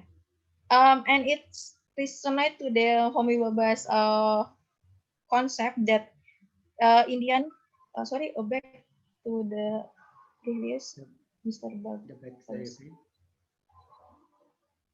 Yeah. So this resonate to the kind of colonial mimicry concept by Homi Baba that said that the desire for a reform and recognize other almost the same but not quite. So its people after independence wanted in all its circumstances to get out of their alienated identity of being inferior, while ironically at the same time were still perceived as the inferior by the West itself. I think it happens to the India country. This colonial mentality was made worse when this was connected to the complex problem within the country itself concerning its various religions, cities, and classes. In literature, it can be seen even through 1955 short story called Tobat Taksim by Sadat Hasananto, one of the Pakistani writers. That story actually questioned the concept of home and belongingness through the partition between, at that time, India and Pakistan. It also emulates how a government of a country, in this case India, wants to impose their power on fellow citizens concerning geographical and socio-economic boundaries. And the post-colonial period may shift the perspective of the once colonized people to that one of their colonizer actually. This could be seen on how some post-colonial society, in this case India, so the counterparts, Pakistan or Nepal or Bangladesh, in terms of hierarchy rather than collaboration.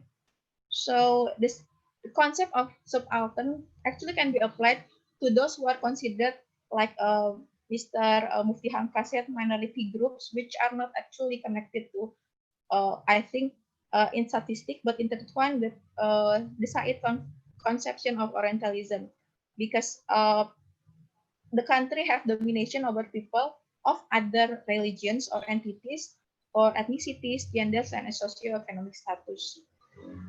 Next. Next.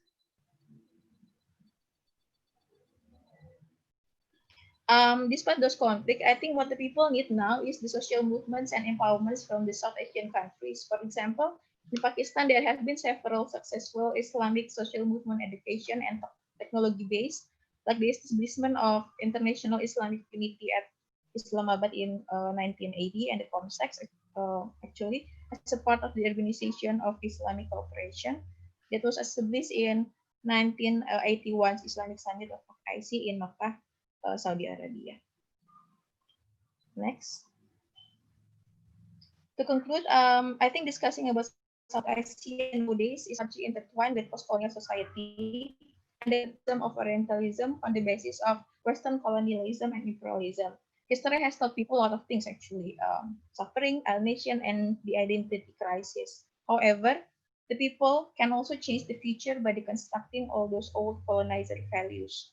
I think it is now the time the South Asian people rise, voice their own experiences, create their own advancement and their own histories to develop a better world for all. Next. And as one of my favorite African American writers said, James Baldwin, I am what time, circumstance, history have made me, certainly. But I am also much more than that. So are we all. Thank you very much. Wassalamualaikum warahmatullahi wabarakatuh. Waalaikumsalam warahmatullahi wabarakatuh. Very interesting presentation regarding history. South of Asia. Okay. Thank you, Ms. Andika Pratiwi. And of course, we have many questions regarding this topic, very interesting topic. Okay. So we would like to continue the next speaker.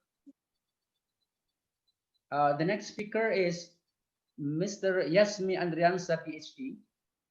This is our lecturer in International Relations at University of Al-Azhar, Indonesia. Yasmi Andriansa, PhD, is the current Director of Cooperation at the University of Al-Azhar, Indonesia. He is also lecturer at the University of Al-Azhar, Indonesia. Prior to the current post Iran, he served as First Secretary for the Permanent Mission of the Republic of Indonesia to United Nations in Geneva, such as WIPO and others. Mr. Yasmi held doctorate in international relations, and he also held master degree in international relations. We will come to Mr. Yasmi Andriansa, PhD. The floor is yours. Yes, thank you very much, Pak Ghazali. Distinguished guests, ladies and gentlemen, Assalamualaikum warahmatullahi wabarakatuh. Waalaikumsalam warahmatullahi wabarakatuh. Yes, it's been such a great honor for me to be part of this discussion, and I've been also learning a lot also from the previous speakers. And I guess I'm not going to go into details of the previous history and so on, because it has been already mentioned by the previous speakers, like Brother Sajjad, also Ms. Tika, and also Pak Mufti. But at least what we can learn from them is that one of the core problems or issues in South Asia is actually on the disputes between Pakistan and India, particularly on the issue of Kashmir. And we learned that actually for more than 70 years, dispute has undergone a deadlock. Compromises have been made, yet not strong enough to ensure the peace between both parties. So I would like to assess in this regard the role of Organization of Islamic Cooperation with its dispute mechanism, which I believe that it could come in handy to resolve Kashmir dispute. For the second strand, I would like to assess how business harmonization, just like mentioned by Pak Mufti, between Pakistan and India could act as a useful diplomatic tool to bridge constructive talks toward peace process. So, Mr. Host, can you go directly to page 3 for my presentation slide? Okay. Continue, please. Again, Next. continue. The next slide. Okay. Next.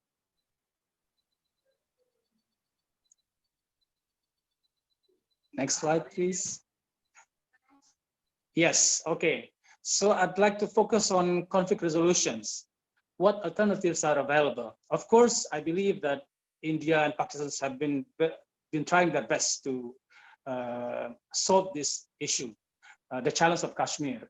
But of course, as let's say from the non-party into the conflict, so maybe we can also offer something for both sides so that they can also consider how to move forward, because I believe that both sides would like to have long and durable peace.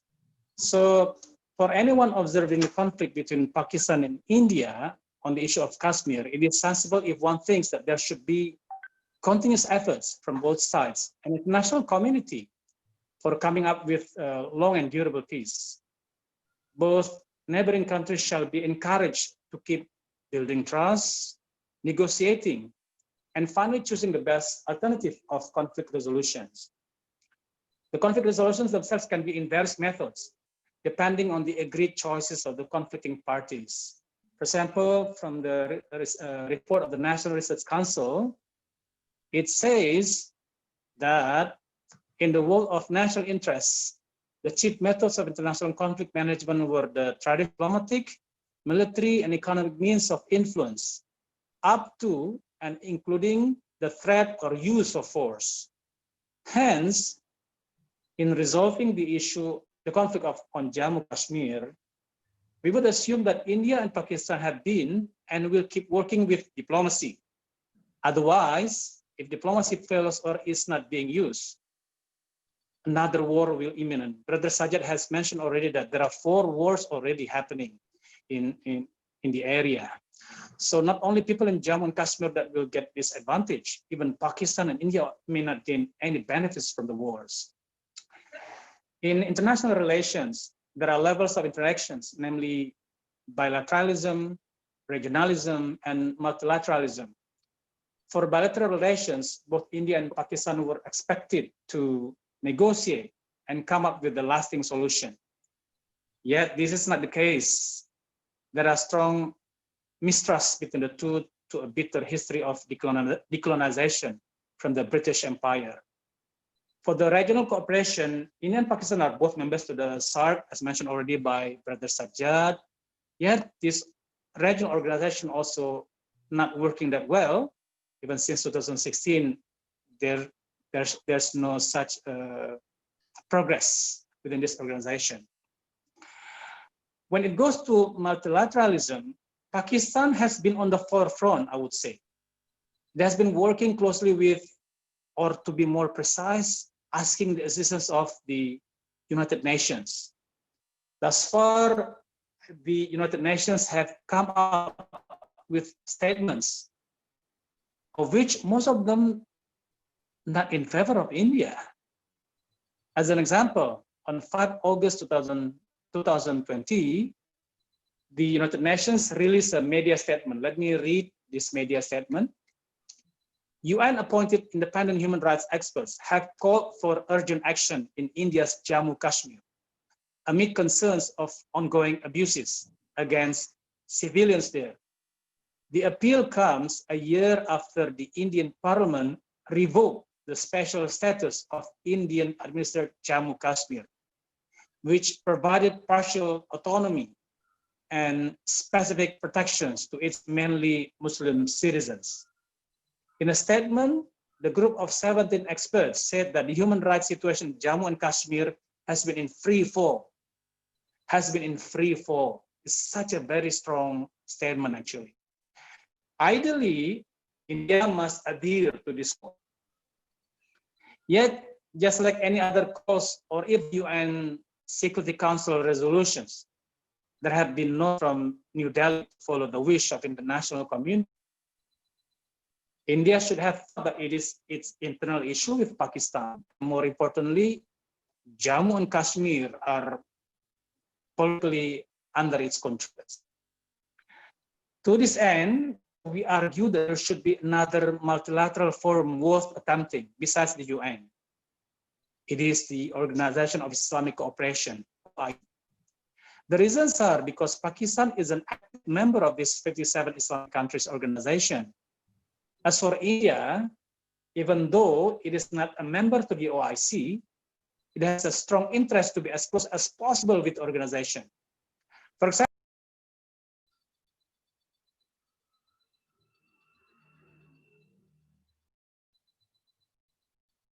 Hello, Pak Yasmin. yeah, sorry, can you hear me now? Yeah. Yes. Yes. Please, Pak Yasmin. So let me read, yeah. India took part in the strategic meeting of Council of Foreign Ministers. Chino and Kwamar write, the two are scholars from India. On March 1, 2019, history came full circle. In an epochal development, India participated as the guest of honor in the 46th session of the Council of Foreign Ministers of the OIC, held in Abu Dhabi. Blah, blah, blah. The invitation is a recognition of India's achievements and its enhanced status as a global power. So, Pakistan may not be a reception if India is put into the OIC. Yet if you count the number of Muslims in India, it reached the third largest in the world after Indonesia and Pakistan itself. Therefore, even though India is not an Islamic country, not a member either to the OIC, at least there is a significant number of Muslims living in the country. So in the next slide, please. Okay. Yeah. I also mentioned about that actually OIC has done something on this issue. Long in 2012, the OIC has issued a resolution, the Jammu and Kashmir dispute. And more importantly, OIC has itself in its charter, Article 27, Chapter 15, that it also encouraged to seek a solution by good offices, negotiation, inquiry, mediation, and so on, or other peaceful means of their own choice. Article 28, the organization may cooperate with other international and regional organizations with the objective of preserving international peace and security and settling dispute with peaceful means. And actually, history shows that the OIC has successfully mediated a number of serious conflicts, many among its member states. So, but at least not only to its member states. Let's say if we talk about India as not a member state, that OIC has been also quite successful in helping the Philippines. It's not a member to the OIC, and Thailand, but they have problems with the Muslims, let's say, community there. But at least OIC has shown that it has the ability to mediate a number of serious conflicts in the Philippines, in Thailand, in Somalia, Iraq, and so on and so forth. So we believe that OIC can play a role, but of course it should be agreed by the two sides. And I believe that Pakistan, just like Indonesia, are also very keen or active members at the OIC. And then other Islamic countries will also support Pakistan to come up with a long and lasting solution. And I really like what Brother Sajjad has mentioned about Pakistan's position. If India takes one step closer, then Pakistan will take 2 steps closer. So there's a willingness to solve the issue for the long and continued situation. But of course, it is one alternative solution in the multilateral fora. We also think that business can be part of the solution as well. And Pak Mufti has mentioned about the potential of business, and also Brother Sajjad mentioned about potential of business. So we might think that actually, if political efforts are not moving that fast, then we can also encourage more business relations to be there. And by theory also, the rise of multinational corporations, local businesses, and so forth, has its own determining factor in terms of economic diplomacy. So if we bring economic diplomacy to the Kashmir issue, both Pakistan and India could gain benefits and perhaps might also implicate to better political relations. Yes, it is mentioned by Brother Sajjad that intra-SAARC trades are very least integrated economically. But perhaps Pak Mufti also can explain further that the businessmen, they would like to see movement, and they don't want to be hampered by the political challenges. So they want to keep moving, and even they can also become actors of peace later on. We never know. So many observers believe that increased trade will benefit each country's economy, but also build constituencies for more cooperative bilateral relations. In effect, opening the door to progress on core political and security issues. This is by theory. Yeah. So by enacting business harmonization through increased trade, statistically speaking, should present a better off result for both sides. The host, can you go to the next slide, please? Yeah. Go to the next slide again, please. Next. On the trade. Yes. So from a precise angle, improving Kashmir economy could be one of the reasons for both countries to make economic ties, considering a chance for Kashmiris to obtain better quality of life. If both contending nations consider Kashmir as their integral part, then making economic ties for the sake of economic development should be the primary agenda to pursue. Perhaps the trickiest part would be as simple as starting a dialogue, as we know that both parties have prodigious prestige close to their chests. Thanks to globalization, everything is now borderless in terms of transaction and doing business as usual, which could be the good odds for both countries to consider. Truthfully, every solution has its own focal point. Whether it is political or not, it all depends on how the concerning parties would consider the solution, effective or otherwise. Most of the greatest failure can be found in a situation when one party refuses to negotiate. Now imagine if two parties are headstrong. Contemplation is one quick stop to visit if both parties truly seek for a long-lasting peace. No efforts are reliable until the disputants open their eyes and move forward. In this sense, economic diplomacy might have a bigger chance to stand as an effective solution. Economic has connected people in many ways, starting from business to business, B2B, business to consumer, and consumer to consumer. With this in mind, the need for economic development will likely become the central feature for both countries to set their policy direction, particularly for Kashmiri economy. If the notions about there's no permanent views but permanent interest is relevant, then Pakistan and India may come with solutions or to find common interests to deal with. Thank you very much, Pak Moderator. Okay, yeah. Thank you. Mr. Yasmir Diansa, PhD, has already gave us the picture of the conflict resolution regarding Kashmir dispute and the role of OIC and many organizations, international organizations, actually, especially. So, Actually, we have many questions also to this presentation, smart presentation and strategic presentation regarding dispute Kashmir. But we would like to continue the next speaker, and because this is, you know, we are still waiting. She is in the long journey, actually from the London. She stay in London. Mrs. Sajda Safi, okay. And now we will coming to the next guest speaker.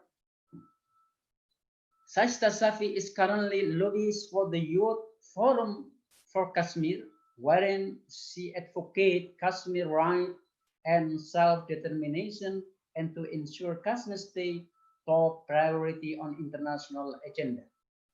Prior to her current post, she was anchor for PTV News. She also had bachelor degree in computer science. So we will come to Mrs. Sajda Safi. The floor is yours. Bismillahirrahmanirrahim. Assalamu alaikum to everyone. And thank you very much for having me. His Excellency Asif Saifuddin, Rector Al-Azhar University, Indonesia. His Excellency Sajjad Haider Khan Sahab, Embassy of Republic of Pakistan in Indonesia. Distinguished panelists, participants, moderators. Once again, thank you very much for having me. You don't need to be a politician or economist to know that conflict zones always suffer. If we look at modern history and correlate GDP, GNP, inflation, and other economic indicators against nations that are or have been in a state of war, particularly from external forces, economic growth has not only stagnated, it drastically declined. Often we hear that about foreign countries invading sovereign nations under one pretext or the other, but ultimately for their own financial gains as well as obvious geopolitical strategic interest and control over natural resources. However, such nations perceive that financial gains they can acquire will outweigh the cost of war. Of course, in the long term, that rarely ever is true, but at least for several generations, civilians can see and feel the economic repercussions for international conflict at home. With a small nation like Kashmir that has no obvious natural reserves, the cost of occupation overweights any financial return for India. Furthermore, the conflict has wider ramifications in the subcontinent that affect not just immediate bordering nations, but also extended neighborhood. Beyond war, we have seen economic crises arise through even natural events, such as the current COVID pandemic. The British government have formally announced that we are in one of the worst recessions that has ever existed. And that is due to just a few months of lockdown. Everybody unquestionably has felt and witnessed how a global lockdown impacts their lives, be it financial, mentally, socially, education, business, all aspects of life become unrecognizable, except for the people of Kashmir.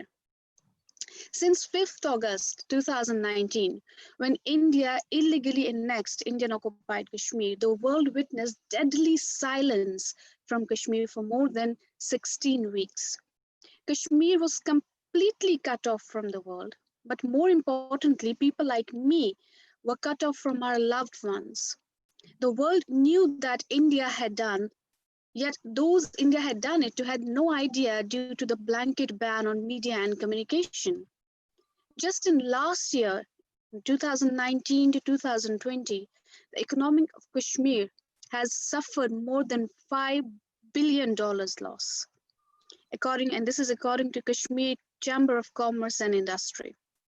We have not suffered because of COVID-19 or pandemic, but with continued brutal occupation of Kashmir and exponential growth of human rights violations.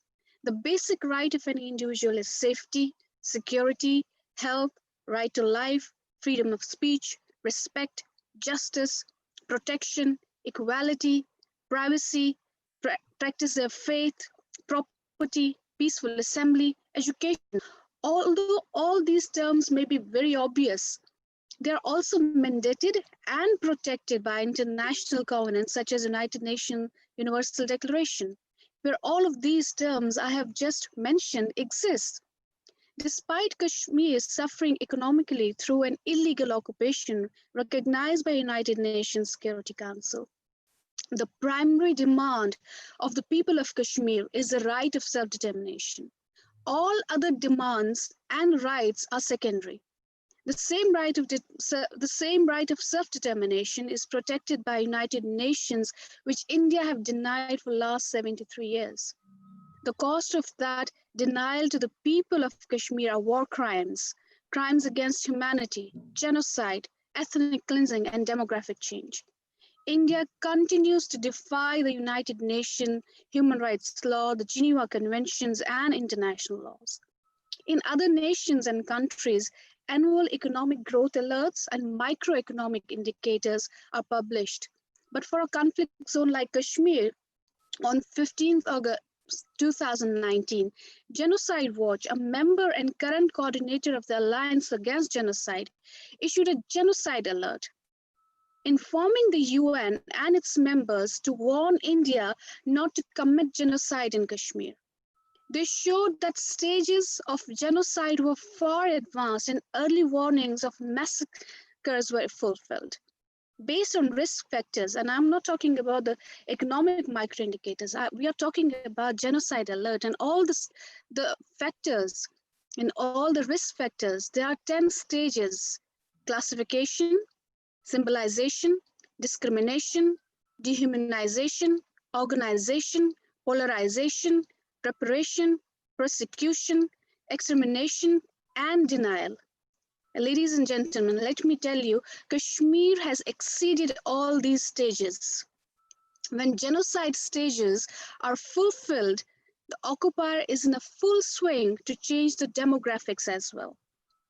Just a few days ago, a report was published that India have already issued 400,000 domicile certificates to non-Kashmiris, so they may permanently reside in Kashmir and become the permanent residents. This demographic change, ethnic cleansing, and settler colonial project is in full swing, so that it took Israel 50 years, and I repeat, it took Israel 50 years to do what India have done in less than 1 month. India claims that there are security reasons and security issues in Kashmir. That's why they call their armed occupational forces deployed there as security forces. Let's analyze few, but the major security problems India faces to justify 1 million military presence. 18-month-old Hiba, just 18-month-old Hiba Nisar was a security threat. So they shot her with pellets and blinded her. Insha Mushtaq, 14 years old, was a security threat because she wanted to be a doctor to help people, but they blinded her too, and now she needs doctor every day. The unborn baby of Tamanna was a security threat, so they gang raped her, and her son was born 3 days later with a broken arm. 3-year-old Ifad was a security threat, so they killed his grandfather in front of him to give him permanent psychological trauma and threat. 2 entire villages of Kashmir with women aged from 8 years old to 80 years old were security threat, so they raped and gang raped them in front of their entire families. The truth is security threat.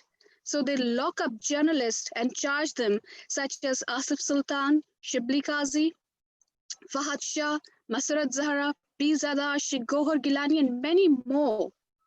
And freedom is a security threat, ladies and gentlemen. So they bring draconian laws such as Public Safety Act and Armed Forces Special Powers Act to make sure murder and forced disappearances and torture are justified. And here comes the denial part on India. Denial to accept that this internationally recognized dispute is a dispute.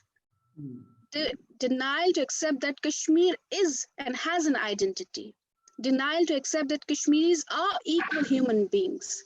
And this denial can be seen when international community wants to intervene. One of the speakers was rightly saying that, yes, world has to intervene and this continuous effort has to be made. But what can people do? What can international community do? Then when India is approached by international world, India claims that the issue of Kashmir is a bilateral issue between them and Pakistan.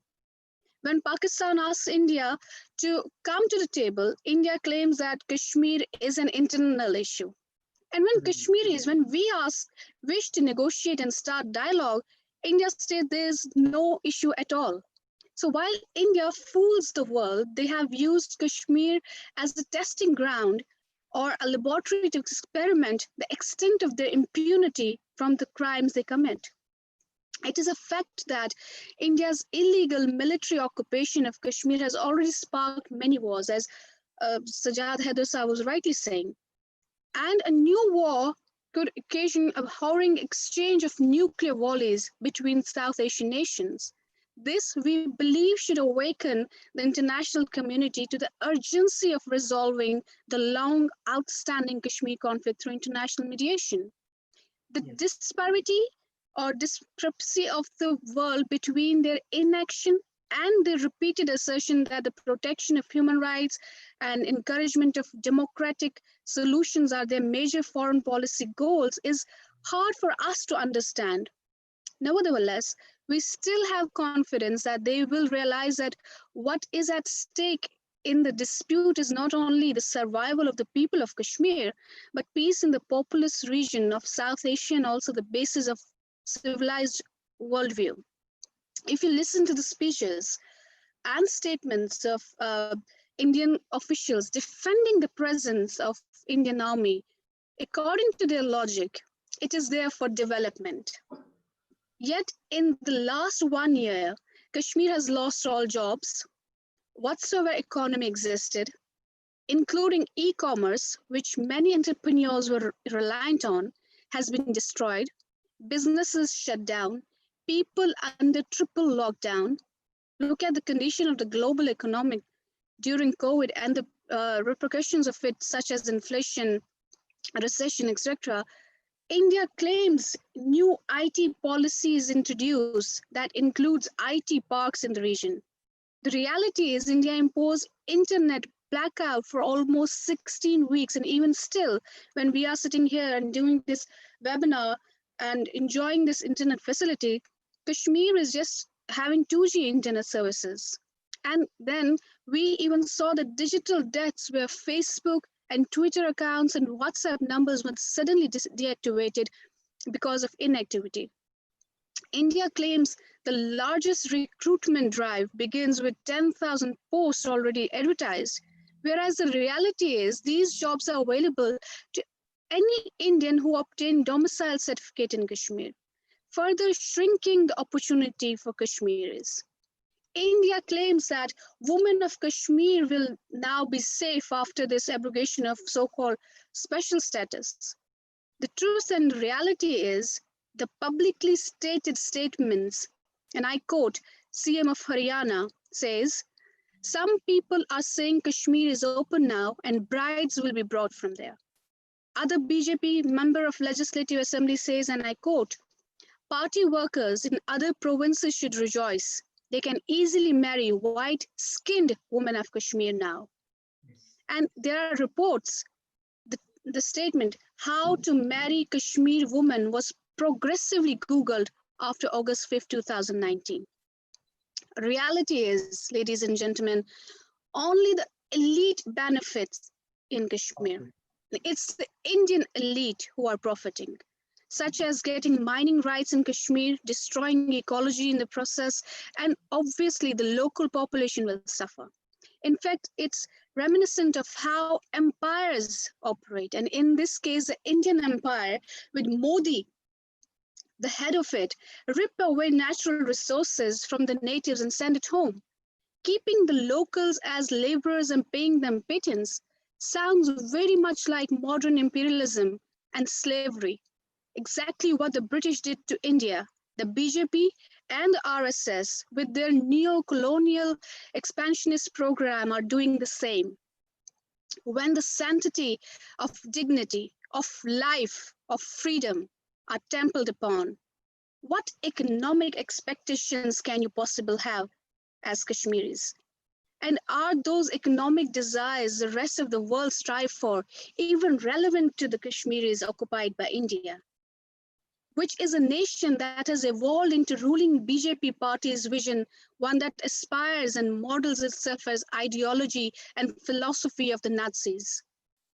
Until and unless India is de-radicalized, we will continue to witness rise in extremism and terrorism. The path of de-escalating nuclear tensions in South Asia goes through Kashmir. The path to prosperity of the region goes through Kashmir. And ultimately, the path to peace goes through Kashmir. The first step on that path is giving the right of self-determination to the people of Kashmir. I thank you all for bearing with me. Okay. Thank you very much. Thank you, Mrs. Saista Safi. Give us very interesting presentation regarding the current situation in Kashmir. So we have actually we have many questions, but before we continue question and answer session, we invite Dr. Ahmad Lubis, board of the director in Yayasan Al-Azhar. The floor is yours. Thank you, Pak Ahmad. Silakan, Pak Ahmad. Mute, Pak.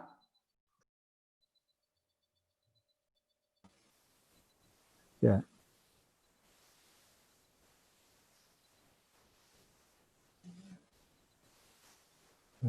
Let me. Assalamualaikum warahmatullahi wabarakatuh. Bismillahirrahmanirrahim. Alhamdulillahirabbil alamin wassalatu wassalamu ala asyrafil anbiya'i wal mursalin wa ala alihi washabihi ajmain. Amma ba'du. Your Excellency, Mr. Sajid Haider Khan, Mr. Mufti Hamka, Mrs. Andika Pratiwi, Mrs. Yasmi, and also Mrs. Saista Safi. We address great appreciations to the presentations regarding the Kashmir situation and also Pakistan and South Asia regions. A lot of developments already made there. I had been following from the beginning, but still many things still remain unsolved. Yeah, I think the University of Al-Azhar Indonesia has been for many times addressing Kashmir issues. Yeah, I hope listening to the speech of Mrs. Zajid Khan and up to Mrs. Sista, I think we got right now the big picture, a clear picture about the situation.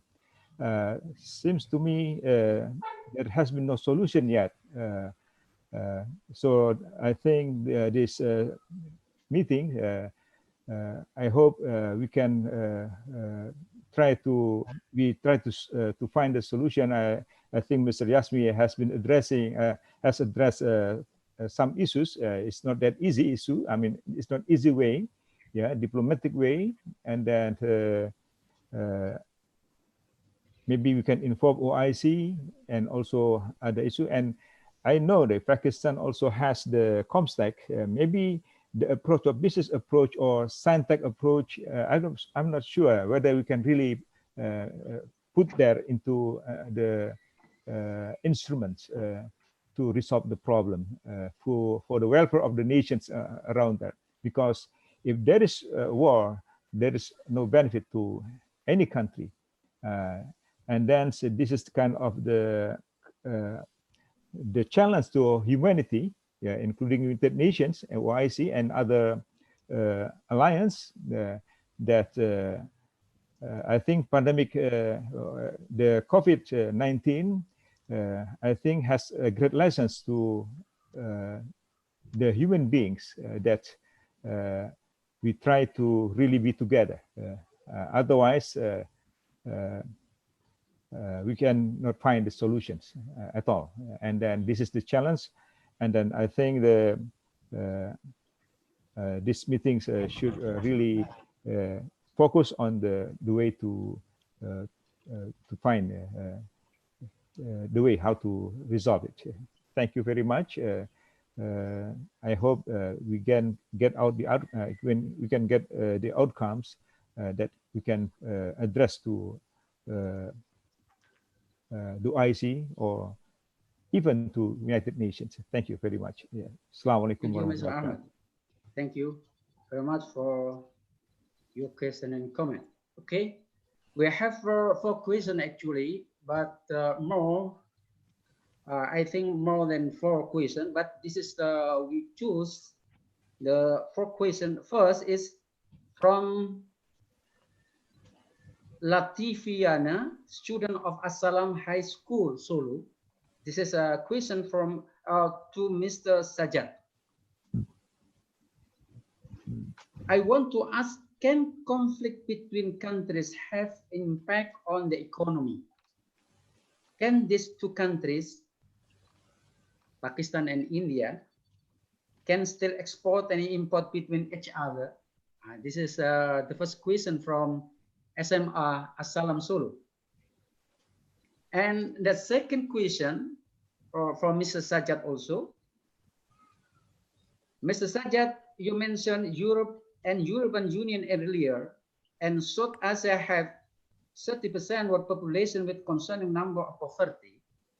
South Asia also poses its own challenges.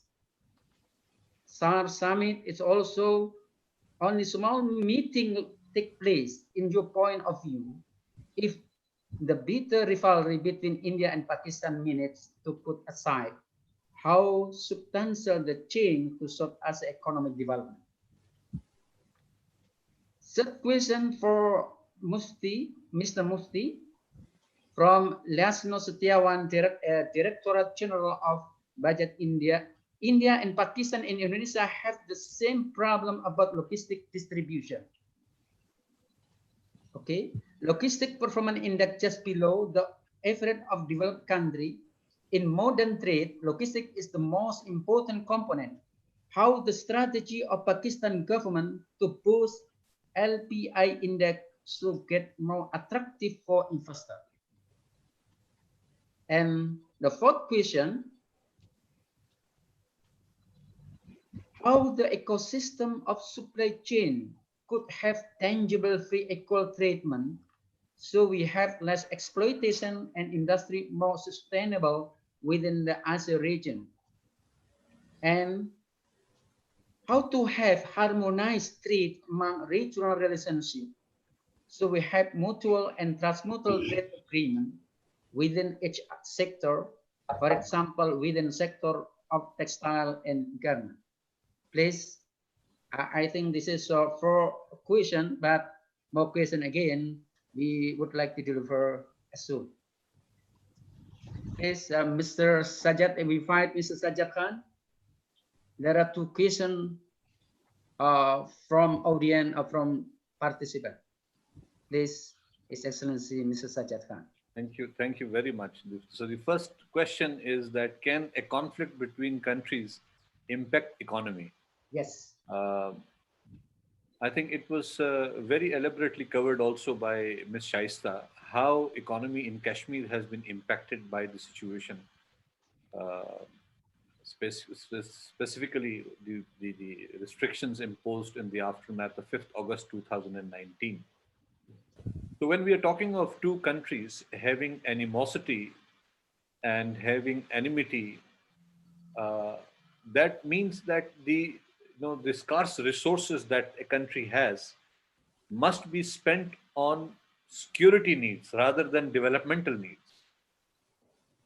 So for example, if you have infinite amount of resources, then of course you can equally spend on your economic development, your health, requirements, uplift of your poverty, alleviation process. You spend on your higher education, give scholarships, and you spend more and more on socio-economic well-being of the people.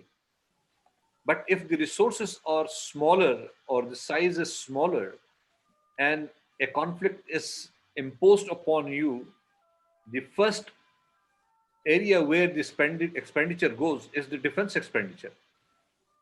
And anywhere in the world where the defense expenditure exceeds all other expenditure, the economic outlook of that country or that region does not, provide for a better future. In case of Pakistan, unfortunately, ever since we became two separate countries in 1947, India hasn't accepted Pakistan as a sovereign country. I mean, a country which must live at its own, with peace, with the borders and neighbors and all that. The recent government activities in India are directly opposed against Pakistan in every sense, in all ways. And it is nothing secret. I mean, you just Google it and you will find the National Security Advisor of India saying in a public gathering that we can create problems for Pakistan in Balochistan, we can create problems for Pakistan in Khyber Pakhtunkhwa, the area which is bordering Pakistan with Afghanistan. And rightly so, they did it. And there is a living example of a serving air naval officer, Kulbhushan Yadav, who was caught in Balochistan trying to create espionage and doing activities against the populace there and creating, a situation for Pakistan there. Likewise, there are many testimonials available on how India acted from the bordering areas of Afghanistan against Pakistan by establishing 5 of their consulate generals in that part of the world. So here we are talking of two countries which are very strongly opposed to the idea of, I would say, peace. On Pakistan side, for us, I mean, we don't have an option because we are just 1/7 of India. India is 7 times bigger economically, 7 times bigger population-wise. So it is like either live or die. If you live, you will live like a slave, or if you die like a hero kind of situation is there.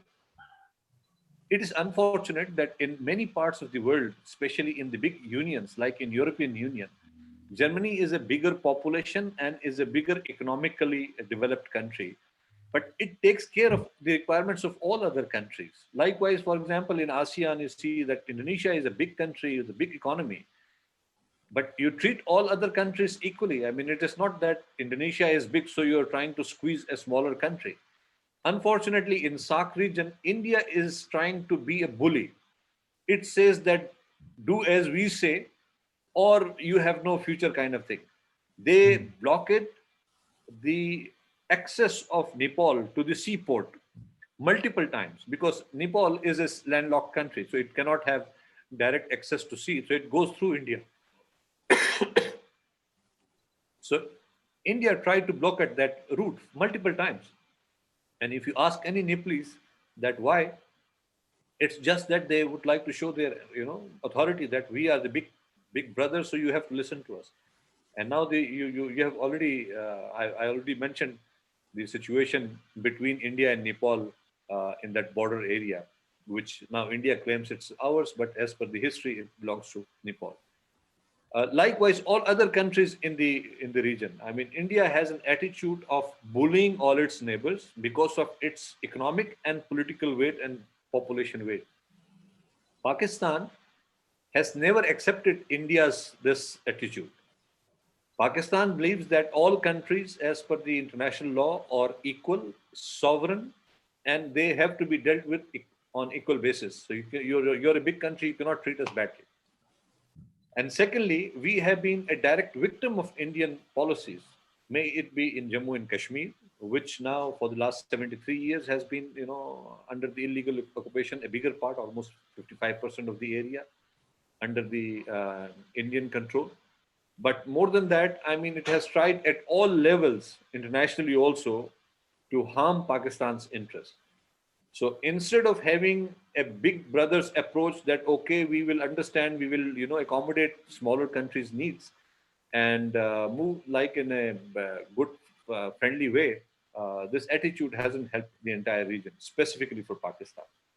So I hope I have answered the question, because conflicts and economy, I mean, resources, if you divert it to the military and security needs, lesser resources for your economic needs, which means lesser productivity, lesser economic development. And the second question to me was, can bitter realities be put behind and move on?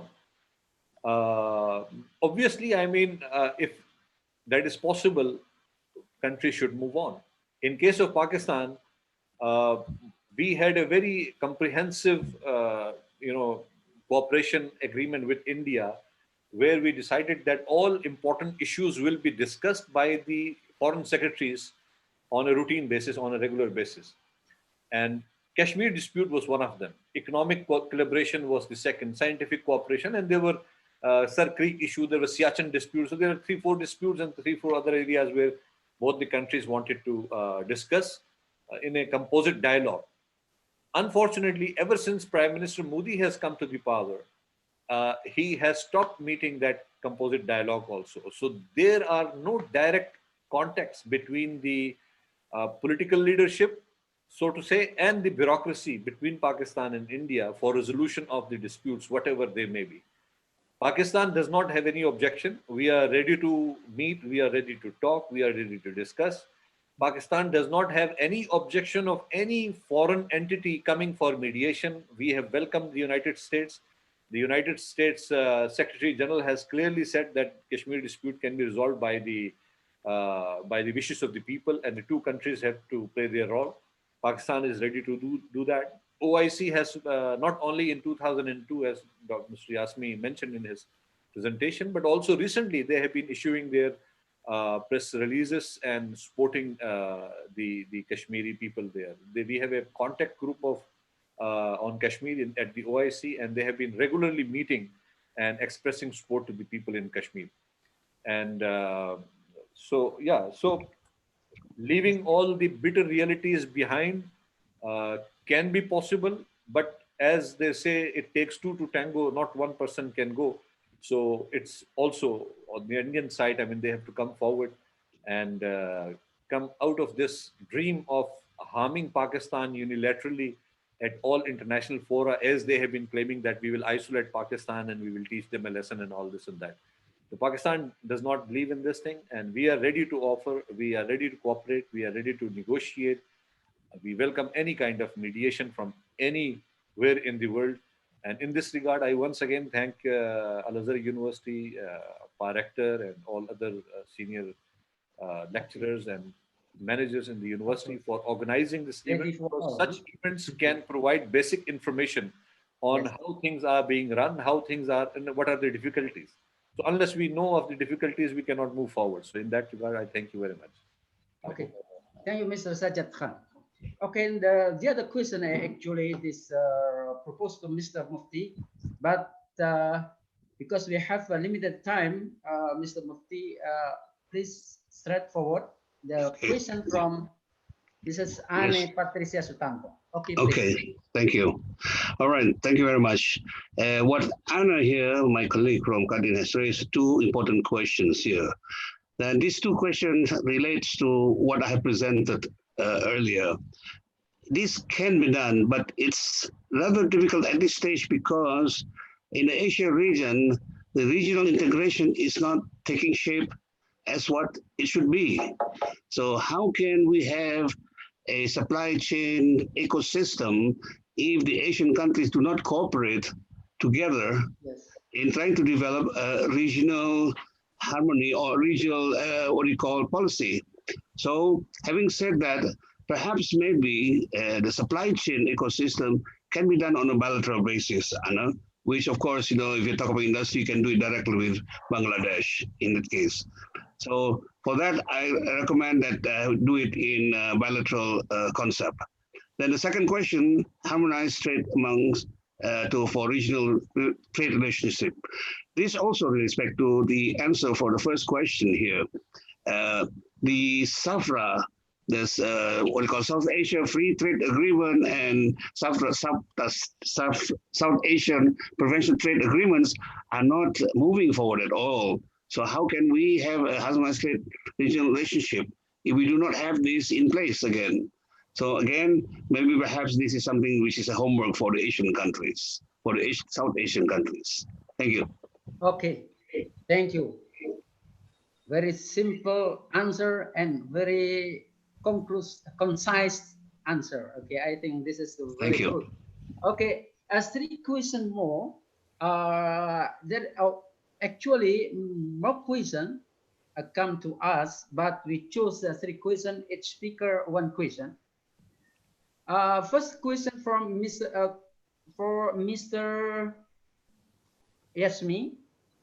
This is from Hanif Rehan. Mr. Yasmi said free market actors such as MNC, SMEs have role as diplomatic agent in harmonizing Pakistan and India relationship. Can you elaborate further how their role can be as relevant as international organization? This is, I think, we choose one of the best question for Mr. Yasmi. The second question for Ms. Andika. In your conclusion, you mentioned that the post-colonial issue in South causes in alienation and identity crisis has survived in post-colonial nation. Is it possible the South Asia countries, particularly Pakistan, had to be emerging economic state that bring the region to be great power? This is the question for Mrs. Andika. And the question from Mrs. Sasta Savi from Elko Mita. Mrs. Sesta, thank you for your insight and eye-opening story for abuse that happened in Kashmir. You said the self-determination is the best way to resolve the Kashmir dispute. If India implement humanitarian approach of our policy to Kashmir people, will it solve the problem? I think this is a strict question for each speaker. For the answer first is we give Mrs. Sesta Safi to answer the question. Please, the floor is yours. Thank you very much for the question. And when I said that the right of self-determination is the first step in recognizing and giving the right to the people of Kashmir, we need to understand that people of Kashmir, when they come out on the road, when they protest, when they are chanting slogans, when in the presence of 1 million Indian occupational forces, they are trying to come out and express themselves and express what the basic human right is in the first article of Human Rights Declaration, that everybody is born free. In Kashmir, when a child is born, a child is not free. He and she opens his eyes in occupation. So we need to understand that when we are talking about the right of self-determination, it is for those people who have been living under this occupation since decades now. There are families who haven't had dinner or lunch together. There are families who haven't seen their parents together. There are families, there are women who are termed as half widows. They don't know whether their husband is alive or dead. Should they call themselves a widow? Should their children be called them as orphan?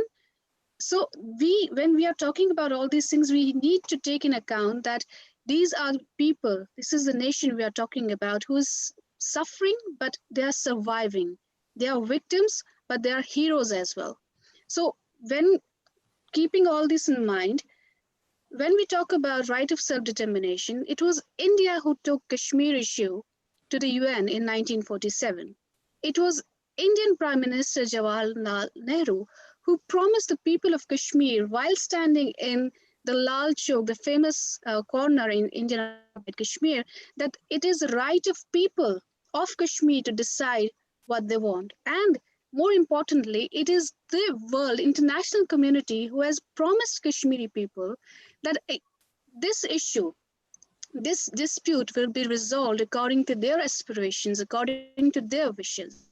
So when we Kashmiris say that right of self-determination is the first step, because we know that whenever we come out on the road, there are Indian occupational forces. Every 10 yards, there is a checkpost. Everywhere there is an Indian occupational forces. When we go to school, when we go to college, when we go to our work, when we go to attend our lectures, when we go to hospital, we have to go through all those checkpoints. We have to go through all those scanners. We have to go through all those bunkers where the Indian occupational forces are deployed. So for us, for the people of Kashmir, all other things, all other things are secondary, but this freedom, this choice of freedom and this right of self-determination is the first step. And if India even tries that, if there are no human rights violations tomorrow in Indian occupied Kashmir, will Kashmiris stop asking for this right of self-determination? No, we will keep on asking about this right of self-determination until and unless we achieve it. So all these, if yes, these human rights violations, they should be stopped. These freedom of expression that are being snatched from Kashmiris, they should be stopped. But all this is directly linked and is rooted in the term right of self-determination and freedom of Kashmir. Unless and until Kashmiris are not given their right to decide, and unless and until this freedom is not given to Kashmiris, we will keep on resisting, we'll keep on asking this. And we have seen in past when there was some CBMs between India and Pakistan, we saw that there were less human rights violation in Kashmir, and we appreciated that. But as soon as something happens in India and the blame goes on Pakistan and blame goes on Kashmir, everything then comes back to square one. And then this trust deficit starts again. So then the blame game starts again. So we have seen all these confidence building measures, as well as we have seen this, what the speakers were saying, that we should, economic friendship should be between India and Pakistan. Pakistan and India have tried this, and Pakistan especially has tried all these things. But when something, as I again say, that something happens in India, and just by the other moment, India starts blaming that on Pakistan and starts blaming that on Kashmiris, then this mistrust starts again. So this is a basic factor, that when this mistrust is there, we don't trust. We as a Kashmiri, when more than 100,000 people have been killed in Indian occupied Kashmir, when women are being raped, when my brothers and sisters are being dragged, when they are being disappeared, how can I trust India for all these CBMs and all these measures? I'll just want India to quit Kashmir, to leave Kashmir and leave Indian occupied Kashmir and get out from the valley of Indian occupied Kashmir. And there can be confidence building measures for me as a Kashmiri. But as between two countries, we have seen that these confidence building measures were there, but they never work until and unless this Kashmir issue is not resolved. So the basic is Kashmir issue, and for us Kashmiris, the basic is the right of self-determination. Okay, thank you for your answer. I think this is the long journey of peace and diplomacy. Okay, the second question for Mrs. Andika, please, regarding alienation and identity crisis. Please, the floor is yours. Okay, Mr. When I talk about success and alienation, of course, still happening. Miss Shaista and Mr. Sajad and also Mr.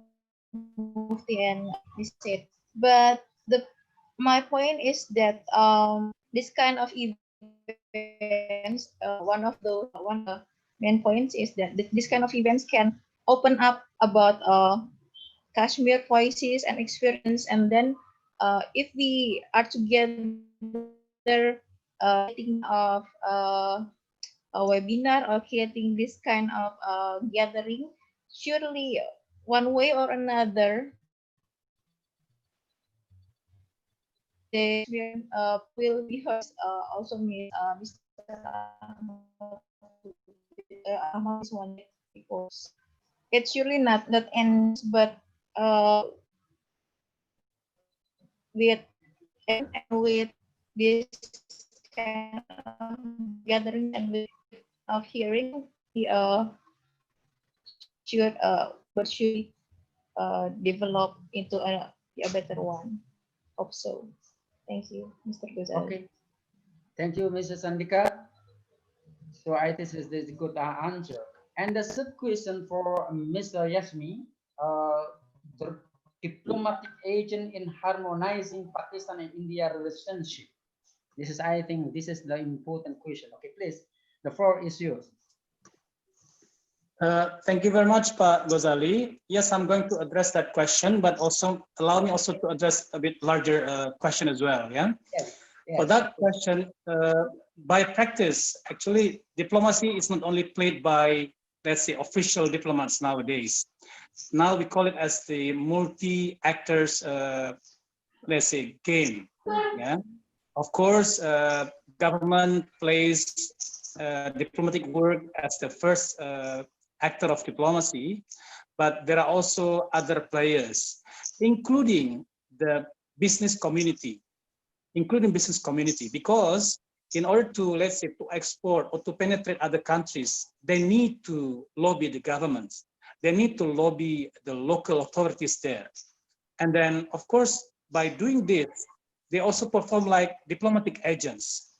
They collaborate with the government, they collaborate with the local authorities, but sometimes they do this by themselves. So they work individually as diplomatic agents. And it happens in many forums, not only bilateral relations, regional, but even multilateral cooperation.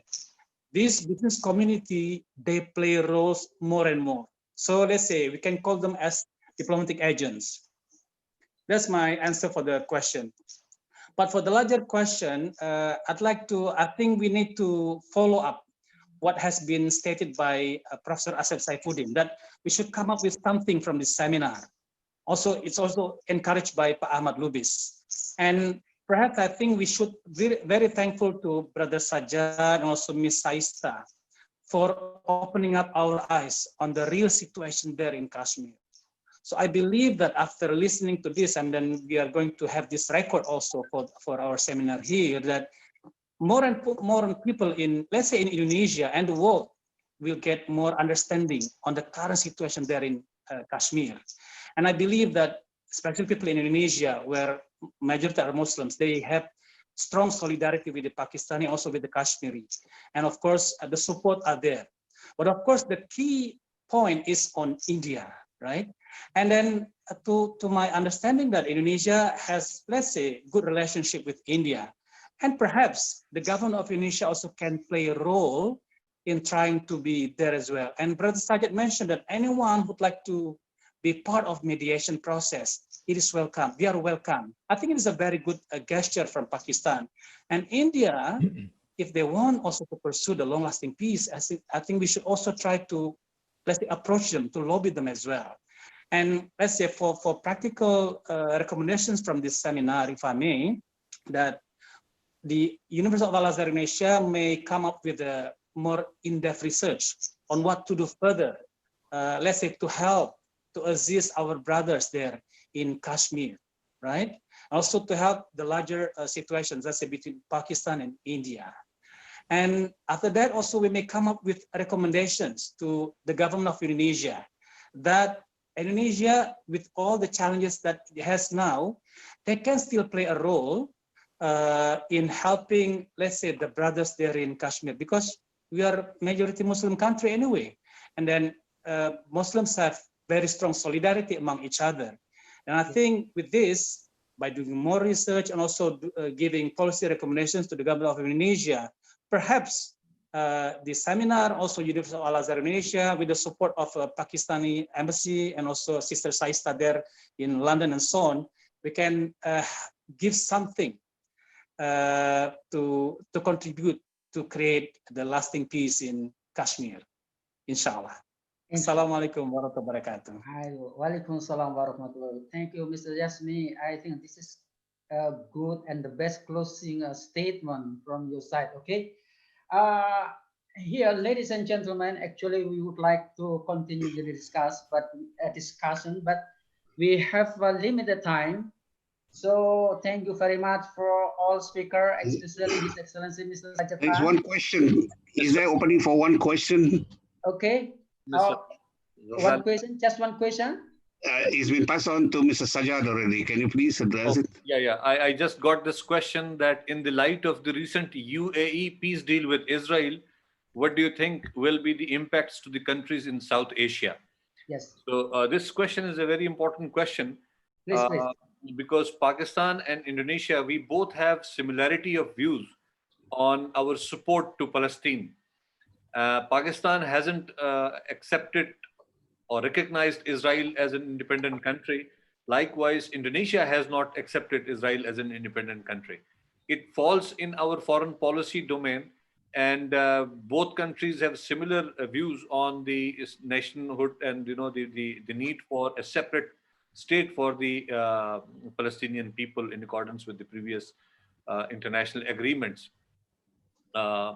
So Pakistan, obviously, we have decided still, the Prime Minister went on record and said that we would not accept or recognize Israel unless there is a change on ground in terms of the acceptance of Palestine as an independent state. So for us, I mean, we continue to have our own policy. Yes, indeed, there are many countries, many OIC member countries, including some of the neighboring countries of Israel who have accepted Israel with the hope that, things would change. That is yet to be seen. The beginning premise of the current peace deal was also that we hope that Israel would not, continue with the annexation policy of the West Bank, which unfortunately, the 2 days after I saw a clip that, Israel hasn't accepted that they would not do anything, but yet, I mean, that was the thing. But it is for the UAE government to accept. I mean, Pakistan, on our part, we have maintained our status on the dispute. Likewise, I mean, Indonesia.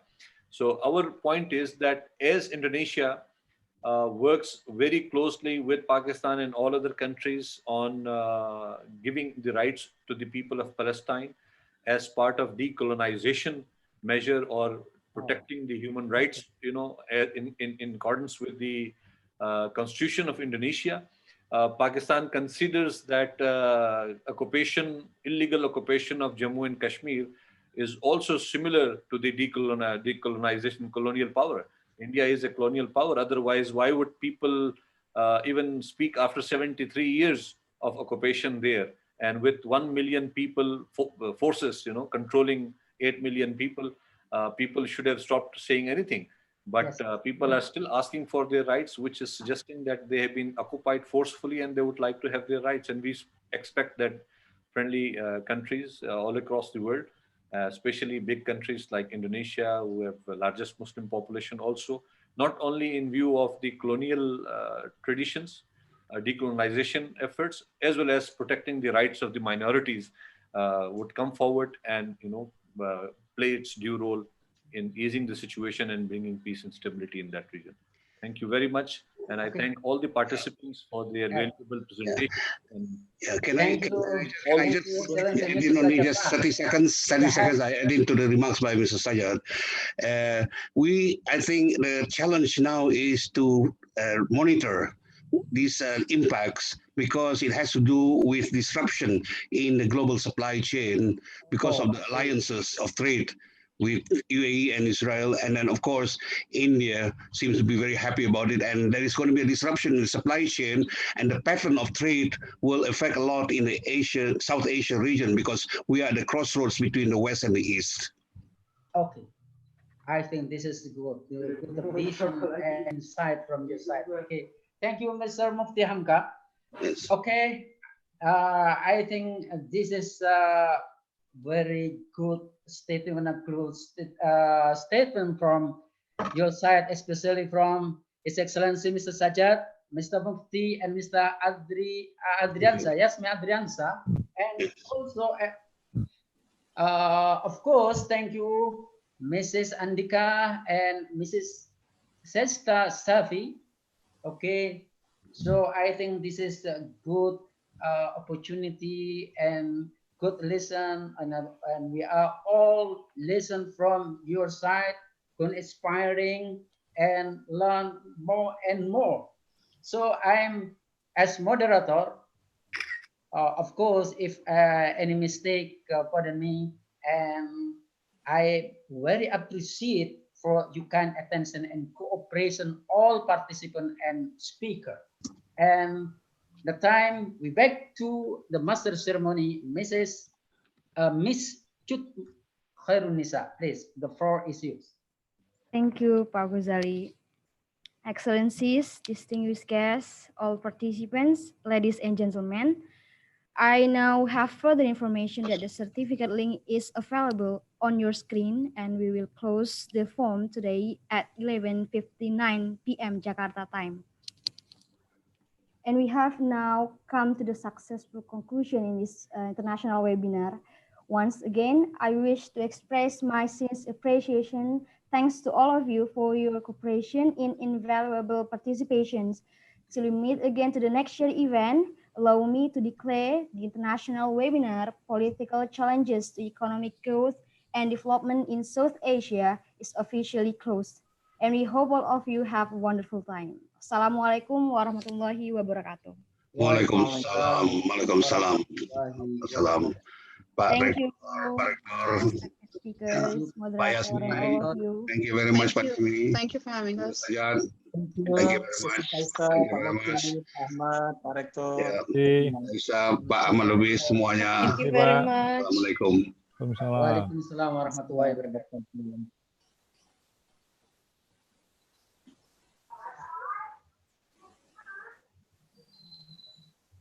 Ya, pamit. Assalamualaikum. Pamit semua. Assalamualaikum warahmatullahi Sukses, wabarakatuh. Pak Yasmi, Pak Ghazali. Siap Cut. Ahmad. Ya, Pak Rizal Hidayat. Ini Pak Rizal sembunyi ini. Ini Pak Rizal. Pak Rizal, terima kasih Pak Rizal. Terima kasih Pak Rizal. Ya. Yang sibuk nih Pak Rizal, Pak. Ya. Masukannya Pak Rizal nih, Pak. Terima kasih. See you next webinar, Mr. Pak Razib. The man behind the gun. Bapak-bapak, mohon pamit. Terima kasih. Terima kasih. Terima kasih, Miss Dika. Ya, sama-sama. Kasih pamit ya, bagus semua. Iya, Terima kasih. Dika. Waalaikumsalam. Terima kasih ya. Siap, Pak. Siap, Pak Rizal. Ya. Pak Yasmi. Baik. Akhirnya. Oke. Baik. Pak Yasmi, selamat Pak Yasmi. Bagus.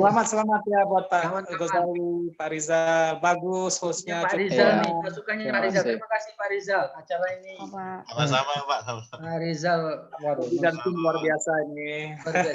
Sama-sama Pak. Siap. Ayo saya izin pamit dulu ya karena mau sholat asar dulu nih. Oke, baik. Oke. Baik. Assalamualaikum warahmatullahi wabarakatuh. Baik, Pak. Warahmatullahi wabarakatuh. Oke. Ya. Baik, karena berhubung acara sudah selesai, saya berterima kasih atas partisipasi dari para speaker dan juga tentunya moderator dan panitia dan tentunya para peserta. Sekali lagi, saya berterima kasih yang sebesar-besarnya. Dan karena berhubung acara selesai, maka acara ini akan saya tutup selaku host. Jadi terima kasih. Wassalamualaikum warahmatullahi wabarakatuh. Waalaikumsalam.